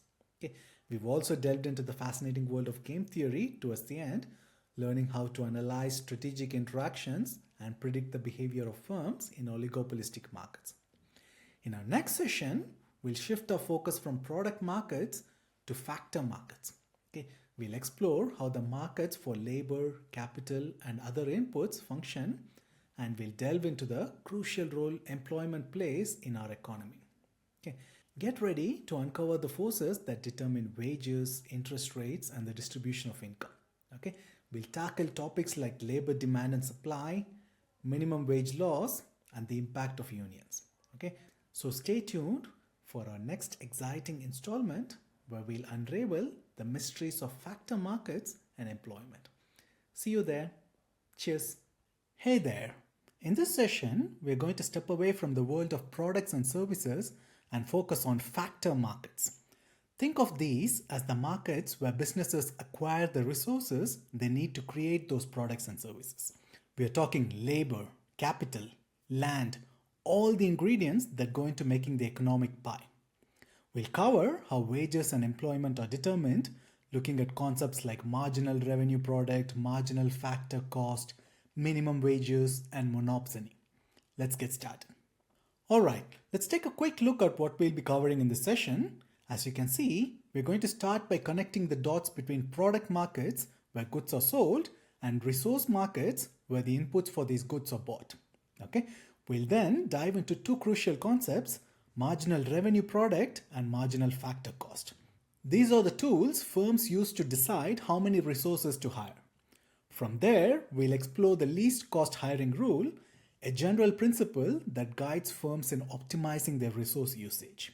Okay, and then we'll get into some real-world applications, looking at the impact of minimum wages on employment. Finally, we'll wrap up by discussing monopsony, a market structure where there's only one buyer of labor and how that affects wages and employment. Let's get started. Okay, let's start by understanding how product markets and resource markets are interconnected. It's easy to think of them as separate worlds, but they're actually two sides of the same economic coin. Okay, as you can see in this table, product markets are where we buy and sell the final goods and services we consume, right? Things like cars, groceries, and haircuts, right? In these markets, households are the demanders and firms are the suppliers. Resource markets, on the other hand, are where firms go to acquire the inputs they need to produce those goods and services. Okay? Think of these as the markets for labor, capital, and land. Okay? In these markets, the roles are reversed. Okay? Firms are the demanders and households are the suppliers. Okay? Because they own the resources, right? Okay? The prices in product markets are determined by the demand and supply of the goods and services themselves, but the prices in resource markets are determined by the demand and supply of the factors of production. Now here's the crucial connection. Firms' output decisions in product markets directly impact their demand for resources in resource markets. Okay? If a car company decides to produce more cars, it's going to need to hire more workers, buy more steel, and lease more land, right? Okay? Conversely, the costs of resources in the resource markets directly impact firms' production costs in the product markets. Okay? If wages rise, the cost of producing cars goes up, and this can affect the price of the cars for the consumers. Okay? So understanding this connection is essential for understanding how the economy works as a whole. Okay? It's a circular flow where decisions in one market have ripple effects in the other. All right. Now that we've established the connection between product and resource markets, let's dive into a crucial concept for understanding how firms decide how many resources to hire. Okay? Marginal revenue product, or MRP. Think of MRP as the extra revenue a firm generates by employing one more unit of a resource. Okay? It's the value of that additional resource to the firm. As you can see on the slide, we can calculate MRP in a couple of ways. Okay? First, it's the change in total revenue divided by the change in resource quantity. Okay? So if hiring one more worker increases a firm's total revenue by $100, then the MRP of that worker is $100. Okay? But there's another way to think about it, and it's particularly very useful. MRP is also equal to the marginal product, or MP, of the resource multiplied by the price of the output. Remember, marginal product is the extra output produced by one more unit of the resource, right? So if one more worker produces, let's say, 5 extra units of output, and each unit sells for $20, then the MRP of that worker is 5 times $20 or $100. Okay. Now here's the key point. If the firm operates in a perfectly competitive product market, the price P remains constant. But if the firm has some market power, like a monopolist, okay, then the price changes as output changes. And we need to use marginal revenue instead of price. Okay. So in a competitive market, MRP equals MP times P. But in a market with market power, MRP equals MP times MR. Okay? Understanding MRP is crucial for understanding how firms make hiring decisions. Okay? They'll continue to hire resources as long as the MRP is greater than or equal to the cost of that resource, which we'll discuss in the next slide. Okay, we've just explored marginal revenue product. Okay, the benefit a firm gets from hiring one more resource. Okay, now let's look at the cost side of the equation. Marginal factor cost, also sometimes known as marginal resource cost. Think of MFC as the extra cost a firm incurs by employing one more unit of a resource. Just as MRP is the benefit, MFC is the cost. Okay? As you can see on the slide, MFC is calculated as the change in total resource cost divided by the change in resource quantity. Okay, so if hiring one more worker increases a firm's total labor cost by $50, then MFC of that worker is $50, right? Okay, now here's an important simplification for most cases. In a competitive labor market, the MFC is simply equal to the wage. Why? Because in a competitive market, firms are wage takers. Okay, they can hire as many workers as they want at the prevailing market wage without driving the wage up. So for example, if the market wage for a certain type of worker is $20 per hour, then the MFC of hiring one more worker is also $20 per hour. Okay. Understanding MFC is crucial for understanding the costs associated with hiring resources. We'll see how firms use this information along with MRP to make optimal hiring decisions in the coming slides. Okay, let's put it all together and see how firms use MRP and MFC to make hiring decisions. This table shows a hypothetical example of a firm hiring labor. Okay, in the first column, we have the number of units of labor hired. The second column shows the total product, TP, or the total output produced at each level of the labor. Okay, the third column shows the marginal product, the additional output produced by each additional worker. Okay, the fourth column shows the marginal revenue, which in this case is equal to the price, since we are assuming this firm operates in a perfectly competitive product market. Okay, the fifth column shows the marginal revenue product, which we've calculated as MP times MR. Okay, this is the extra revenue the firm earns from each additional worker. Okay, finally, the sixth column shows the marginal factor cost, okay, which in this case is equal to the wage, since we are assuming a competitive labor market. Okay, we've set the wage as $20 for this example. Now, let's look at how a firm uses this information to make hiring decisions. Okay, remember, the firm will hire workers as long as the MRP is greater than or equal to the MFC. Okay, at the first worker, the MRP is $50, okay, which is greater than the MFC of $20. So the firm hires that worker. Okay, at the second worker, the MRP is $80, still greater than $20. So the firm ends up hiring that worker too. Okay, this continues all the way until the fifth worker, where the MRP is $20, which is equal to the MFC. Okay, but at the sixth worker, the MRP drops to negative $20, which is less than the MFC of $20. Okay, at this point, it's no longer profitable to hire another worker. So this table shows us that the firm will hire 5 workers, okay, as long as the MRP is greater than or equal to the MFC. Okay, this is the profit maximizing level of employment. Now, let's visualize this relationship between MRP and MFC with a graph. On this graph, we have the number of units of labor on the horizontal axis and the MRP and MFC on the vertical axis. Okay, the blue line represents the MRP curve and the red line represents the MFC curve, which in this case is just a horizontal line at a wage of $20. Okay, as we saw in the table, the firm will hire workers as long as the MRP is greater than or equal to the MFC. Okay, this occurs up to the point where the two lines intersect at 5 units of labor. Okay, to the left of this intersection, the MRP is above the MFC, meaning each additional worker adds more revenue than cost. Okay, to the right of the intersection, the MRP is below the MFC, meaning each additional worker adds more cost than revenue. Okay, so the firm will maximize its profit by hiring exactly 5 workers. Okay, where the MRP is equal to MFC at that point. Okay, this is the profit maximizing level of employment, just as we saw in the table. Okay, this graph gives us a very clear visual representation of how firms use MRP and MFC to make optimal hiring decisions. Now, before we move on, I want to draw your attention to something interesting. Remember back in the third session when we talked about utility maximization, we used a table and graph to show how consumers maximize their utility by comparing marginal benefit and marginal cost. Well, what we just saw with MRP and MFC is essentially the same concept, just applied to firms instead of to consumers. Okay, look at the slide. We've got the table and graph from our utility maximization example, right? Notice the similarities.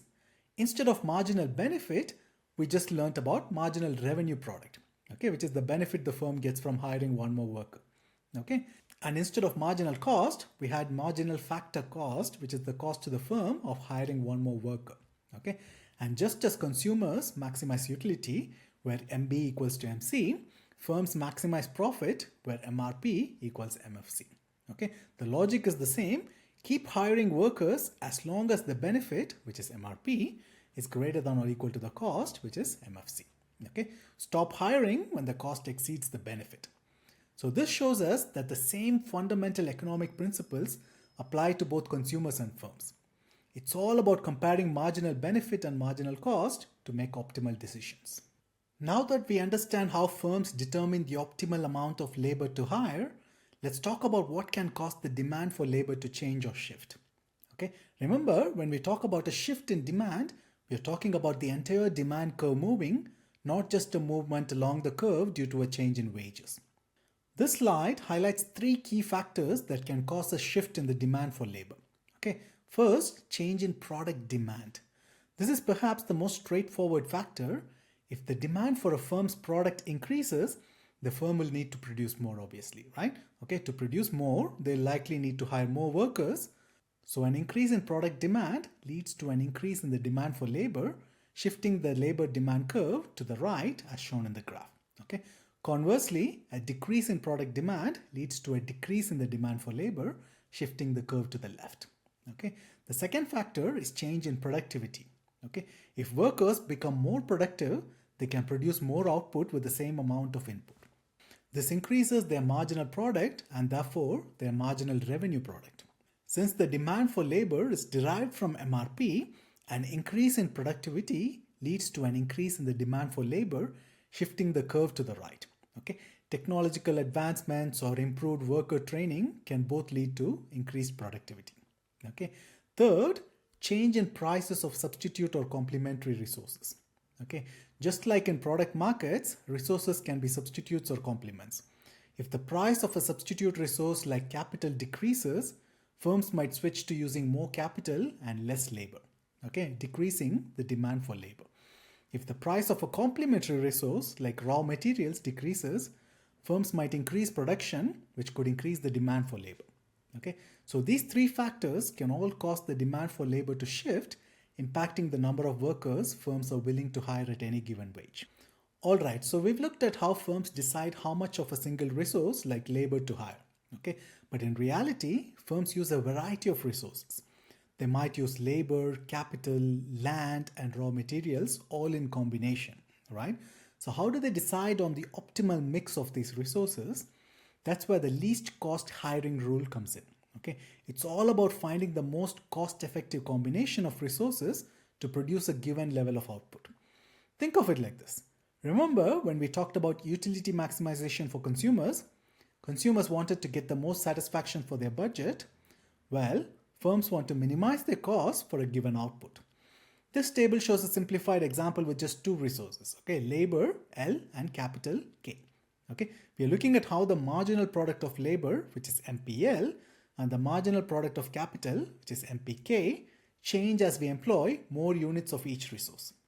The first column shows the number of units of labor employed, okay, and the second column shows the corresponding marginal product of labor.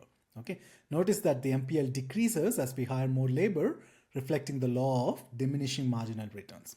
Okay, similarly, the third and fourth columns show the number of units of capital employed and the corresponding marginal product of capital.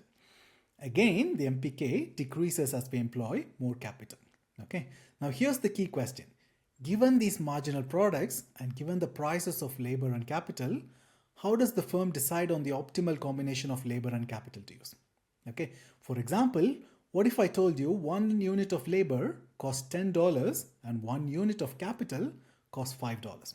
Okay, how would this influence the decision? What if, for example, you had to calculate what's the cheapest combination of labor and capital in order to produce, let's say, 300 units of product? Okay, or for example, you had to calculate what's the most quantity you can produce with a limited budget of, say, $35. Okay, we'll see how to answer such questions and see how the firm finds the least cost combination in the next slide. Alright, we've got the same table here, but we've added two crucial columns. Okay, MPL per dollar and MPK per dollar. Okay, these columns show us how much extra output we can get for each dollar spent on labor or capital.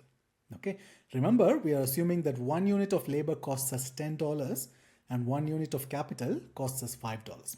Okay, so to get the MPL per dollar, we divide the MPL by $10, and to get the MPK per dollar, we divide the MPK by $5.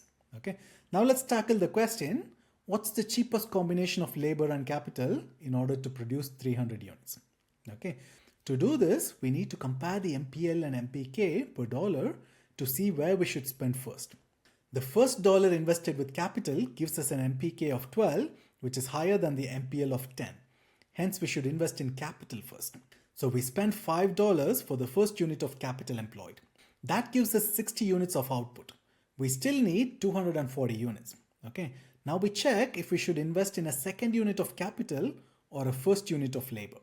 The second unit of capital gives us 10 units produced per dollar, but so does the first unit of labor. So we don't really have an order of preference here. Let's kind of invest in both and see how much we produce. Okay, the $10 with labor gives us 100 units. Okay, and the $5 with capital gives us 50 units. Okay, so that's a total of 210 units so far. Okay, 60 plus 100 plus the 50. Okay, so we're still short of the 300 units we needed. Okay, next we have to decide between either going for a third unit of capital or a second unit of labor. Okay, the second unit of labor gives us 9 units produced per dollar, while the third unit of capital gives us only 8 units per dollar. Okay, so we should go for the second unit of labor. This additional $10 investment in labor gives us 90 more units, bringing our total output to 300 units. Okay, therefore, the cheapest combination to produce 300 units is 2 units of capital and 2 units of labor. Okay, this leads to a total cost of $30, right? Okay, 2 times $5, $10 here, and 2 times $10, $20 here. So overall, $30. Now let's look at the maximum quantity we can produce with a limited budget of, let's say, $35, right? We've already established that with $30, we can produce 300 units, okay, using 2 units of labor and 2 units of capital. Okay, this leaves us with an extra $5. To maximize our output, we should spend this remaining $5 on the resource that will give us the most additional output. Looking at the table, the next best alternative is to spend that extra $5 on the third unit of capital, okay, which will give us 40 more units. Okay, so with a budget of $35, the maximum quantity you can produce is 340 units, okay, where you employ 2 units of labor and 3 units of capital. These examples show us how firms use the MPL per dollar and MPK per dollar to find the least cost combination of resources and maximize output within a given budget. Alright, we've just spent some time discussing how firms use marginal revenue product and marginal factor cost to make hiring decisions. Okay, remember, firms hire workers up to the point where MRP equals MFC. Now we're going to apply those concepts to understand how the labor market works, specifically in a perfectly competitive setting. Okay, this slide shows 2 graphs side by side. On the left, we have the overall labor market. Okay, this is where the forces of supply and demand interact to determine the equilibrium wage and quantity of labor. Okay, the demand curve D represents the firm's demand for labor, and the supply curve S represents the worker's supply of labor. Okay, the intersection of these 2 curves determines the market wage and the market quantity of labor. Okay, on the right, we have a single firm operating in this perfectly competitive labor market. Okay, because it's a perfectly competitive market, the firm is a wage taker. Okay, this means it has to accept the market wage determined on the left. The firm's supply of labor curve is a horizontal line at the market wage. Okay, this is also the firm's marginal factor cost curve. Okay, since the firm can hire as many workers as it wants at the market wage without driving the wage up. Okay, the firm's demand for labor curve is its marginal revenue product curve. Okay, remember, the firm hires workers up to the point where MRP equals MFC. Okay, so in a perfectly competitive labor market, the market determines the wage and individual firms take that wage as given. They then decide how many workers to hire based on their MRP and the market wage. Okay, now let's see what happens when the government introduces a minimum wage, for example, in this market. Alright, so we've established how the labor market operates in a perfectly competitive setting. Okay, now let's introduce a minimum wage, which is a price floor set by the government above the equilibrium wage. Okay, this slide shows the same graphs as before, but now we've added a minimum wage here, okay, represented by the red line labeled W2 here, which is set above the original equilibrium wage, which was W1. Okay, let's look at the graph on the left, which represents the entire labor market. Okay, at the minimum wage, which is W2, the quantity of labor supplied is greater than the quantity of labor demanded. Okay, this creates a surplus of labor, meaning there are more workers willing to work at that wage than firms that are willing to hire. Okay, this is also known as unemployment. All right, now let's look at the graph on the right, which represents a single firm. The firm is still a wage taker, but now it has to pay the minimum wage, W2, okay, which is higher than the original market wage of W1. Okay, the firm's supply of labor curve, and therefore its MFC curve, shifts upwards to the new minimum wage curve. Okay, because the MFC has increased, the firm will hire fewer workers. Okay, the firm will now hire where the MRP curve intersects the new MFC curve at W2, which is at a lower quantity of labor than before. Okay, so in a perfectly competitive labor market, a minimum wage set above the equilibrium wage leads to a surplus of labor, okay, and reduces the quantity of labor demanded by individual firms. Okay, it's important to note that this is a very simplified model, right? Okay, the actual effects of a minimum wage can be more complex and may vary depending on the specific circumstances of the labor market. All right, so we've just examined how a minimum wage, which is a form of government intervention, affects a perfectly competitive market. We saw that it can lead to a surplus of labor and reduced hiring. Okay, but what happens when it's not the government but a single firm that has the power to influence the labor market? This brings us to the concept of monopsony, okay, which is market power on the buying side of the market, specifically in the labor market. To understand monopsony, it's helpful to first revisit a related concept we discussed in the 5th session, right? Monopoly, which is market power on the selling side of the market, that is in product markets. Okay, this slide provides a visual reminder of how a monopoly operates and why it leads to less than ideal outcomes for consumers. Okay, here we have a graph with the demand curve D, the marginal revenue curve MR, and the marginal cost curve MC. Okay, remember the demand curve represents the market demand for the product, and in a monopoly, it's also the firm's demand curve since it's the only seller. Okay, the marginal revenue curve MR shows the additional revenue the monopolist earns from selling one additional unit, right? It's important to revisit how the MR curve is created, right? Because the monopolist faces a downward sloping demand curve, in order to sell more, it must lower the price on all units it sells. Okay, this means that the additional revenue from selling one more unit, MR, is less than the price of that unit. Okay, that's why the MR curve lies below the demand curve. Okay, the marginal cost curve represents the cost of producing one more unit. Okay, a competitive firm maximizes profit by producing where P is equal to MC. Okay, however, the monopolist maximizes profit by producing where MR equals to MC. Okay, this is because the monopolist is concerned with maximizing profit, not with being allocatively efficient. As you can see on the graph, the monopolist produces a quantity Q star which is less than the competitive quantity of QC. Okay, the monopolist then charges a price of P star which is higher than the competitive price of PC. Why does this happen? The monopolist restricts the output and raises price because it has market power. Okay, it knows that it can charge a higher price by producing less, and consumers have no other options because there are no close substitutes. Okay, the result is a deadweight loss representing the loss of economic efficiency. Okay, consumers pay higher prices and get less of the product than they would in a competitive market, for example. Okay, so this is a quick refresher on monopoly, which is market power on the selling side. Now let's see what happens when we have market power on the buying side, which is monopsony. Okay, all right. So we just revisited monopoly, whereas a single seller who has market power in product markets. Now let's turn our attention to monopsony, which is the opposite. It's where a single buyer has market power, but this time it's in factor markets, specifically the labor market. Think of a small town where there's only one major employer, like a large factory or a mine. That employer has a lot of power in setting wages because workers have limited alternatives. Okay, this is an example of a monopsony. Now let's look at this graph.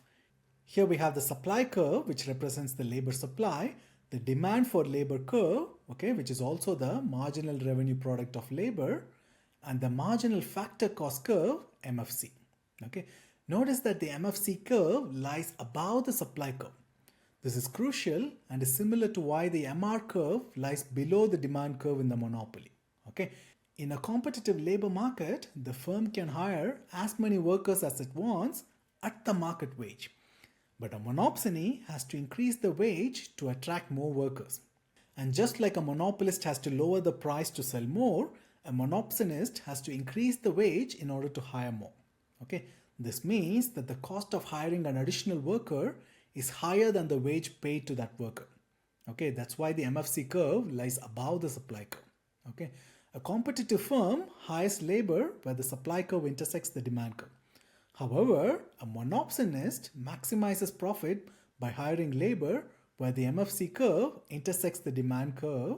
Okay, as you can see, the monopsonist hires a quantity of labor QM, okay, which is less than the competitive quantity QC. Okay, the monopsonist also pays a wage WM, which is lower than the competitive wage WC. Okay, so just like a monopoly restricts output and raises prices, a monopsony restricts employment and lowers wages.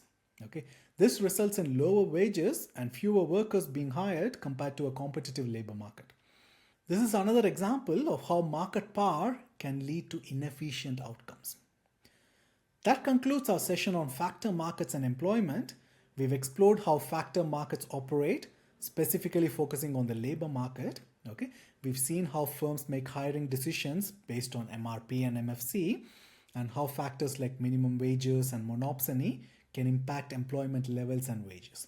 Okay, we've also highlighted how these concepts are closely related to the principles of marginal analysis, which we've discussed earlier in the context of consumer behavior and product markets.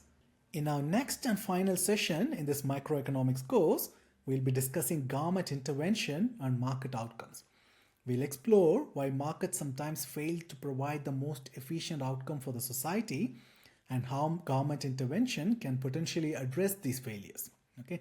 We'll see how societal benefits and costs aren't always reflected in market prices and quantities, and how this can justify government involvement. Thank you for watching. See you in the next one. Cheers. Hey there. In our previous sessions, we've explored how markets function, from individual consumer choices to the behavior of firms in different market structures. But in this session, we are going to shift our focus slightly. We're going to examine situations where markets don't always produce the most desirable outcomes for the society as a whole. We're going to talk about market failures. And that's where the government often steps in to try and correct those market failures and improve overall societal well-being. Okay? So in this session, we'll be exploring two key concepts: public goods and externalities. Okay? We'll see how these phenomena can lead to market failures, and then we'll analyze the various ways the government can intervene to address them. All right, let's take a look at the roadmap for this session. First, we'll start by distinguishing between public goods and private goods. This is fundamental because public goods have unique characteristics that often lead to market failures. Then, we'll delve into the world of externalities. We'll examine both spillover benefits or positive externalities and spillover costs or negative externalities. Okay? We'll see how these externalities, whether in consumption or production, can create inefficiencies. We'll also discuss how subsidies can be used to encourage activities with spillover benefits, and how taxes can be used to discourage activities with spillover costs. Finally, we'll touch upon income distribution and tax structures. Okay? While not directly related to market failure in the same way as public goods and externalities, the government's role in influencing income distribution is another important area where it intervenes in the economy. Alright, so we're moving on to a new topic, public goods and externalities. And we'll start by comparing them to private goods. This table highlights the key differences between these two types of goods. Let's start with the first line, which we'll call access. Okay? Private goods are excludable. What does that mean? It means that access is restricted to those who pay. Think of a slice of pizza. If you don't pay for it, the pizza shop won't give it to you. Public goods, on the other hand, are non-excludable. It means that people cannot be prevented from using them. Think of national defense. Everyone in the country benefits from it, whether they pay taxes or not. Okay? Next, we have rivalry. Private goods are rivalrous. This means that if one person consumes the good, the amount available for others is reduced. If you eat that slice of pizza, no one else can eat it. Public goods are non-rivalrous. One person's consumption does not reduce the amount available for others. Some examples of your private goods are your everyday items, right? Food, clothing, cars, houses, things you buy and use as individuals. Public goods are often provided by the government, like national defense, street lighting, public parks, etc. When it comes to market failure, private markets are usually efficient at providing private goods because of clear ownership and pricing. But public markets often underprovide public goods. This is because of the free rider problem. Since people can benefit from public goods without paying, they have an incentive to be free riders, enjoying the benefits without contributing. Alright, so we've talked about how markets can be efficient, but what happens when they are not? Market failure occurs when the free market fails to allocate resources efficiently, meaning that it doesn't maximize overall social welfare. In other words, the market outcome is not the best outcome for the society as a whole. And one of the main reasons for market failure is the existence of externalities. An externality is a cost or benefit that affects a party who did not choose to incur that cost or benefit. It's a spillover effect. It's like when someone's actions have consequences for others that aren't reflected in the market price. In an ideal market, we achieve efficiency when the marginal social benefit equals the marginal social cost. The MSB represents the total benefit to the society from consuming one more unit of a good or service. This includes both the private benefit to the consumer and any external benefits to others. The MSC represents the total cost to the society of producing one more unit of a good or service. This includes both the private cost to the producer and any external costs imposed on others. Okay? In this graph, the efficient level of output is Q2, where MSB equals MSC, and the efficient price is P2. However, sometimes markets don't naturally arrive at this efficient outcome. If there are externalities, either positive or negative, the market equilibrium, where the private supply and demand intersect, will not be the same as the social optimum, where MSB equals MSC. Okay? We'll explore positive and negative externalities in more detail in the following slides. Alright, let's start with positive externalities in consumption. These occur when the consumption of a good or service generates benefits for third parties, for people other than the buyer. Think about vaccinations. When you get vaccinated, you're protecting yourself, which is the private benefit. But you're also making it less likely that you'll spread the disease to others, which is the external benefit. Or consider education. When you get an education, you benefit from increased knowledge and earning potential, right? But society also benefits from having more informed and productive citizens. In this graph, the demand curve labeled D private, represents the marginal private benefit, or MPB, the benefit that the consumer receives directly from consuming the good. It shows how much the consumers are willing to pay for each additional unit of the good. The supply curve S represents the marginal private cost and also the marginal social cost, the cost to the producer of producing the good, and in this case, we are assuming there are no external costs to production, so the private cost equals the social cost. However, because there are spillover benefits, the marginal social benefit, the MSB curve, labeled D social here, lies above the private demand curve. The MSB represents the total benefit to society, including both the private benefit to the consumer and the external benefit to others. The market equilibrium occurs at the intersection of private supply and private demand. This is where the private cost to the producers equals the private benefit to the consumers. This is the outcome we would expect if the market was left to its own devices. But the socially optimal level of consumption occurs at the intersection of MSB and MSC. This is where the total cost to society equals to the total benefit to the society. This is the outcome that would maximize overall social welfare. As you can see, the market underprovides goods with positive externalities. The quantity consumed in the market is less than the socially optimal quantity. This difference between Q market and Q social represents the inefficiency caused by the positive externality. Okay, the shaded gray triangle is the deadweight loss. And now let's discuss some of the reasons why this might happen, right? First is lost transactions. Between Q market and Q social, okay, there are units of the good that could be produced and consumed where the marginal social benefit is greater than the marginal social cost. Okay, this means that producing and consuming these units would create more benefit for society than they cost. Okay, the next reason is unrealized gains. These are potential transactions that would make someone better off without making anyone else worse off. Okay, they are mutually beneficial trades that are not happening because the market is only reflecting private benefits, not the full social benefits.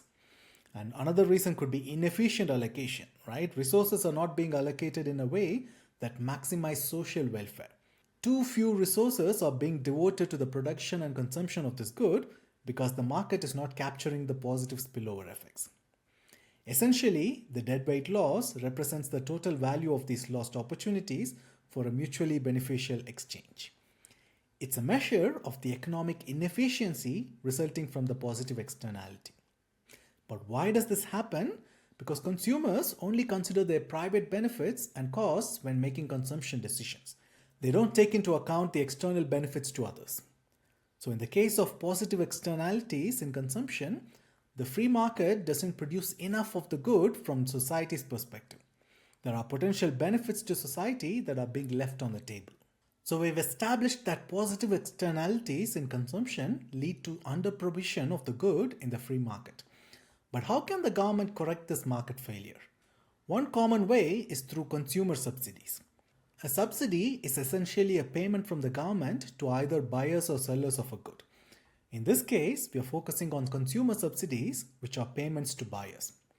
Think about subsidies for electric vehicles. The government might offer a tax credit or a rebate to people who purchased an EV. Okay, this is a subsidy designed to encourage the consumption of electric vehicles, which have positive externalities like reduced air pollution. Okay, or consider subsidies for higher education. Government grants or scholarships reduce the cost of college, encouraging people to pursue higher education, which, as we discussed earlier, generates positive externalities for the society. In this graph, the initial market equilibrium, without any intervention, is at the intersection of supply and private demand, resulting in a market price of P market and a market quantity of Q market. Okay. Now, when the government introduces a subsidy, it effectively reduces the cost of the good for consumers. This leads to an increase in demand represented by the shift of the demand curve from D private to D subsidy. Okay. The vertical distance between these two demand curves represents the amount of the subsidy per unit. The new equilibrium occurs at the intersection of the supply curve and the demand curve with the subsidy. Okay. Notice what happens here.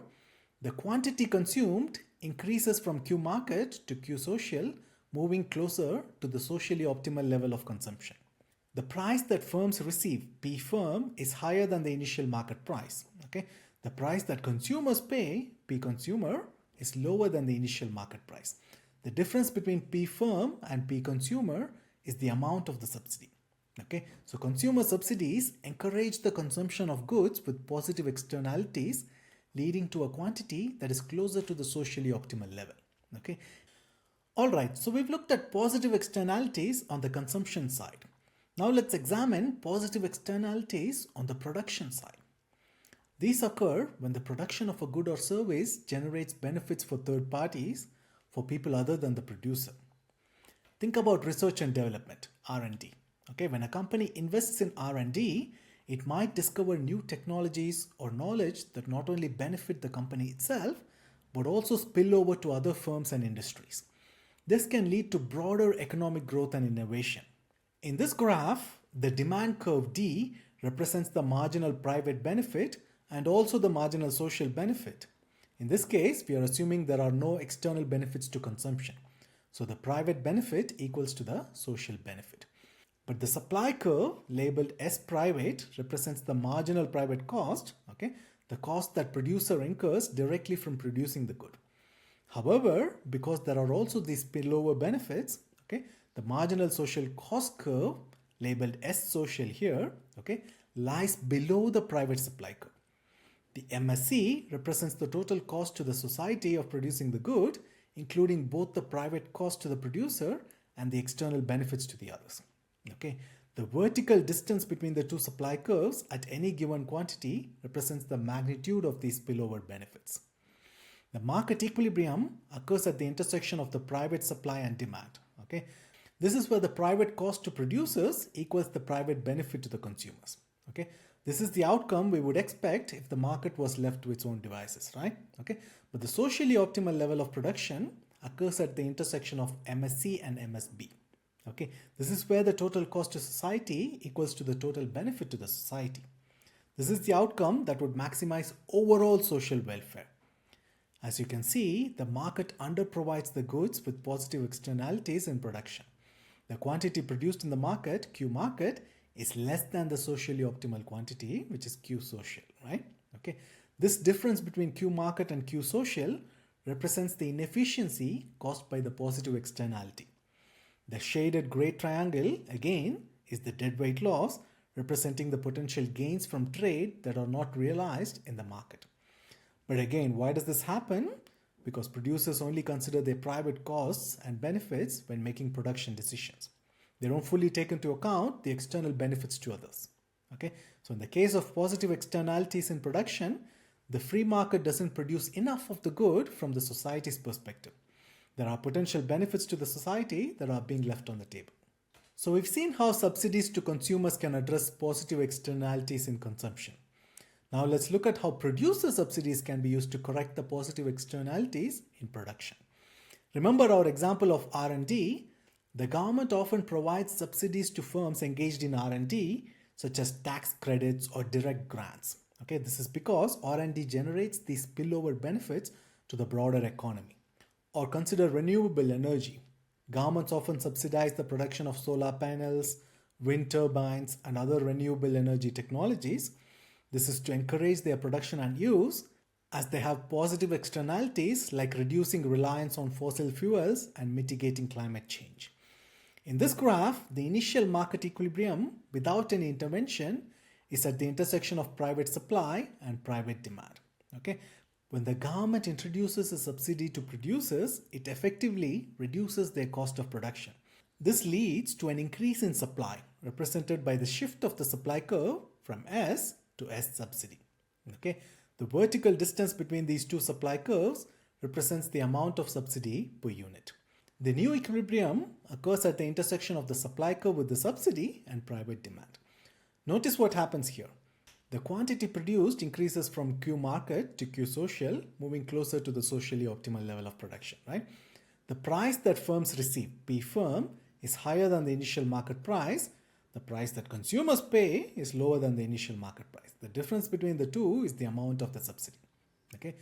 So producer subsidies encourage the production of goods with positive externalities, leading to a quantity that is closer to the socially optimal level. Okay? They essentially internalize the external benefits, bringing the market outcome closer to the efficient outcome. Alright, so we've explored positive externalities and how they lead to under-provision of goods. Now let's talk about the opposite side, negative externalities. Negative externalities occur when the consumption of a good or service imposes costs on third parties on people other than the buyer. Think about smoking. When someone smokes, they're not only harming their own health, which is the private cost, but they're also exposing others to second-hand smoke, which is an external cost. Okay? Or consider loud music in an apartment building. The person listening to the music really enjoys it, which is the private benefit. But their neighbors suffer from the noise, which is an external cost. In this graph, the demand curve labeled D private represents the marginal private benefit, the benefit that the consumer directly receives from consuming the good. The supply curve S represents the marginal private cost and also the marginal social cost, assuming there are no external costs on the production side. Okay. However, because there are spillover costs, the marginal social benefit curve, labeled D social here, okay, lies below the private demand curve now. Okay. The vertical distance between these curves represents the magnitude of these spillover costs. The market equilibrium occurs where the private supply and demand intersect. But the socially optimal level occurs where MSB and MSC intersect. Okay. Notice that the market overprovides goods with negative externalities. The market quantity, Q market, is greater than the socially optimal quantity, Q social. Okay, the shaded gray triangle again is the deadweight loss, representing the net loss to the society from this excessive consumption. Okay, this happens because consumers only consider their private benefits and costs, not the external costs they impose on others. Okay, so in the case of negative externalities in consumption, the free market results in too much of the good being consumed from the society's perspective, leading to an inefficient outcome. So we've seen that negative externalities in consumption lead to over provision of the good in the free market. How can the government correct this? One common way is through consumer taxes. A tax is a payment to the government. In this case, we are focusing on taxes on consumers, which increases the cost of the good for the buyers. Think about taxes on cigarettes. Governments impose excise taxes on cigarettes to discourage smoking, which generates negative externalities due to second-hand smoke. Or consider carbon taxes on gasoline. These taxes increase the cost of driving, aiming to reduce consumption and the associated negative externalities like air pollution. In this graph, the initial market equilibrium is at the intersection of the supply curve and the private demand curve. Okay? A tax on consumers shifts the demand curve from D private to D social, okay, with the vertical distance representing the tax per unit. The new equilibrium is where the supply curve intersects the social demand curve. Okay? Notice that the quantity consumed decreases from Q market to Q social, moving closer to the socially optimal level. The price consumers pay increases and the price producers receive decreases, with the difference being the tax. Okay? So consumer taxes discourage consumption of goods with negative externalities, and this leads to a more efficient outcome. Alright, we've discussed negative externalities in consumption. Now let's explore negative externalities on the production side. These occur when the production of a good or service imposes costs on third parties, on people other than the producer. Think about a factory that emits air pollution. The factory incurs private costs like labor and materials, but the pollution also imposes external costs on the surrounding community in the form of health problems and environmental damage. Or consider industrial waste dumped into a river. The company saves money by not properly disposing of the waste, which is a private benefit, but this creates external costs for downstream communities in terms of contaminated water and harm to ecosystems. In this graph, the demand curve D represents the marginal private benefit and also the marginal social benefit, assuming there are no external costs of consumption.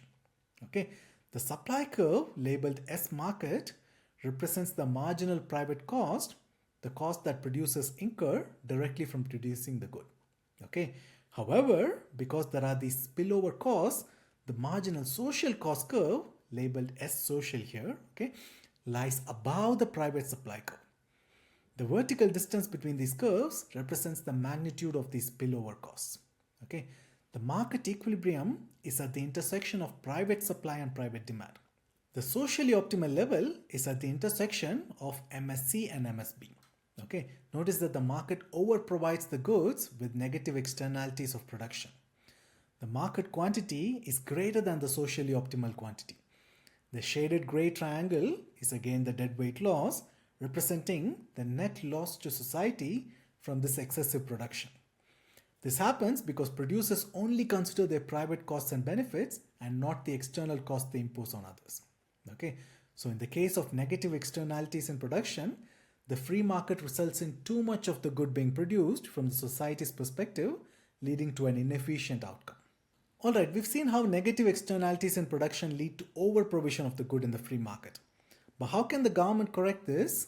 One way is through producer taxes, right? A tax on producers increases the cost of production, aiming to reduce output and internalize the external costs. Okay, think about a carbon tax on a factory's emissions. This tax increases the factory's operating costs, making it more expensive to produce goods and encouraging them to reduce their pollution. Okay, or consider taxes on the extraction of natural resources like coal. These taxes increase the cost of extraction, aiming to reduce the amount extracted and mitigate the environmental damage associated with it.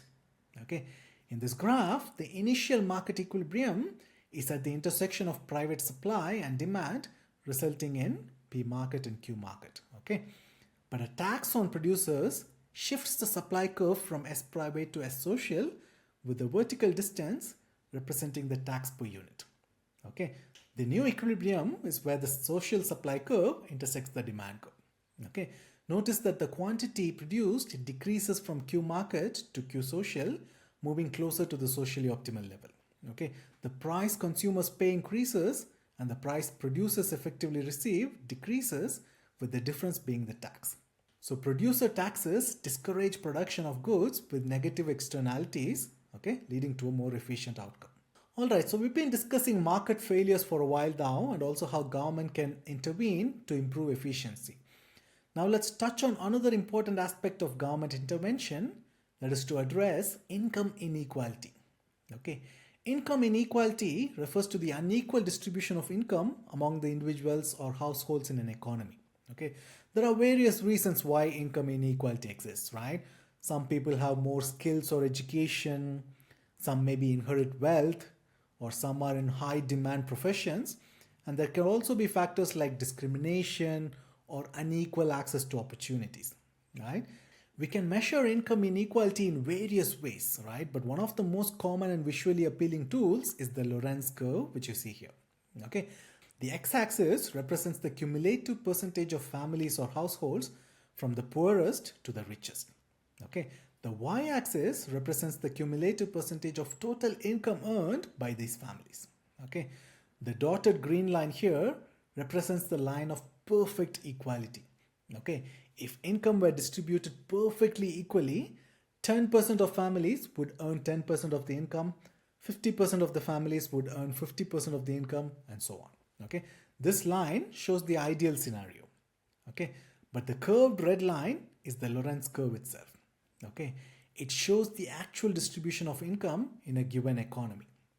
Let's look at a couple of points on the Lorenz curve in this example. Okay, the point 50%, 25%, okay, tells us that the bottom 50% of the families earn only 25% of the total income.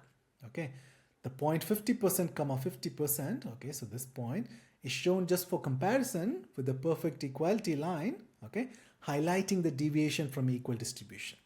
This slide provides a visual demonstration of how the Lorenz curve reflects different levels of income inequality. Okay, let's look at them one by one. In the graph on the left, the Lorenz curve is relatively close to the line of perfect equality. This indicates a relatively equal distribution of income. Okay, the point 50%, 50% shows that the bottom 50% of families earn almost 50% of the total income, right? There might still be some inequality as the curve isn't perfectly aligned with the line of equality, but it's not very pronounced.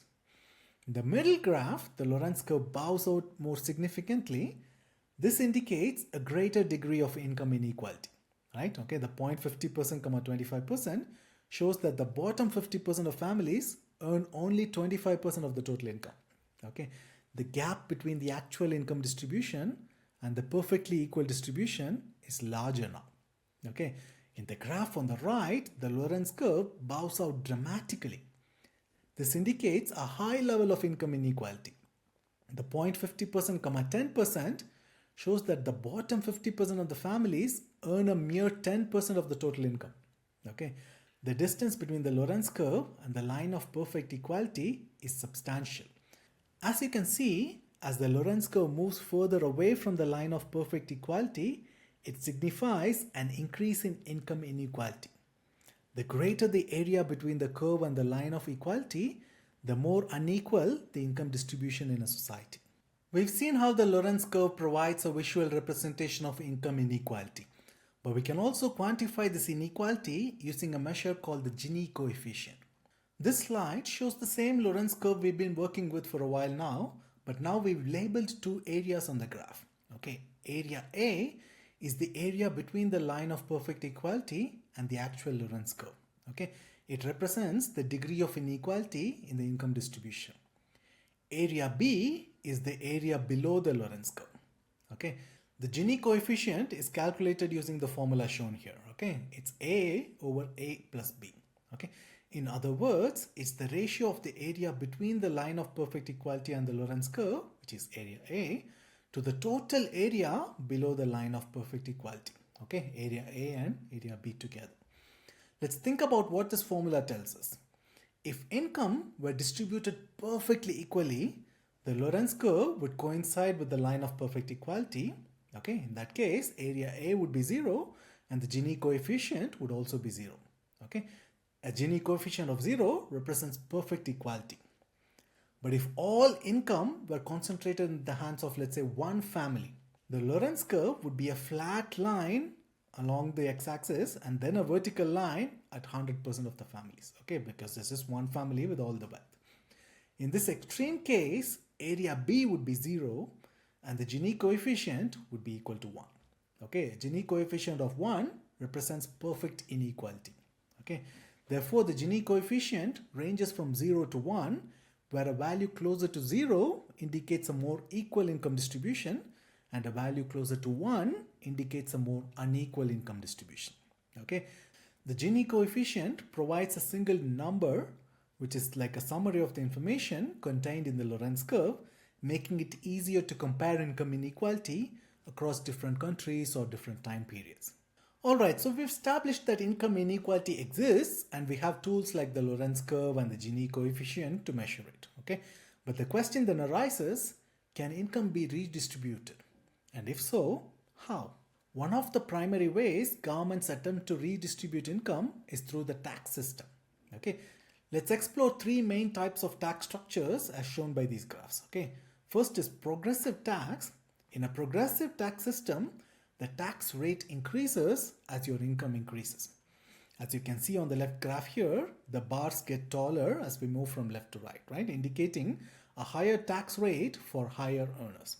Okay, the federal income tax is a prime example of a progressive tax. Higher earners pay a larger percentage of their income in taxes than the lower earners. Okay, then we look at proportional tax. In a proportional tax system, the tax rate remains constant regardless of income levels. Okay, the middle graph here shows bars of equal height signifying this constant rate.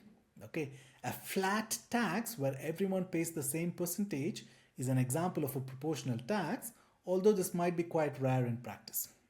Okay, then we look at regressive tax. In this system, the tax rate decreases as income increases. This might seem counterintuitive, but it often happens indirectly. Okay, sales taxes can be regressive because lower income individuals tend to spend a larger proportion of their income on consumption and therefore pay a larger proportion of their income in sales taxes compared to higher income individuals who save more. It's important to understand these different tax structures because they have significant implications for income distribution and the overall fairness of the tax system. Well, that brings us to the end of this session and more importantly, the end of our microeconomics journey together. I want to extend a heartfelt thank you to each and every one of you for your time and your attention and your engagement throughout this course. I truly hope that this has helped you gain a deeper understanding of the fascinating world of microeconomics. If you found this content helpful, please do me a huge favor and subscribe to the channel if you haven't already. Okay, it's the best way to stay updated on new videos and more importantly, it really helps to support the creation of more educational content like this. And please don't hesitate to share these videos with your classmates, friends, or anyone else who might benefit from them.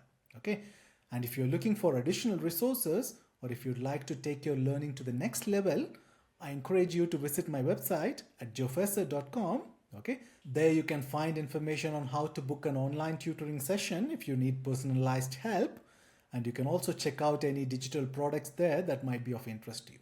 And finally, if you are any professors or teachers who are watching this, if you are interested in accessing the digital material used in any of my videos, such as the slides or any other resources, please feel free to reach out to me through the website. I'm happy to explore how these materials might be helpful in your own teaching. Your continued support is what makes it possible for me to create and share this educational content. So thank you again for being such an awesome audience. Take care. Cheers.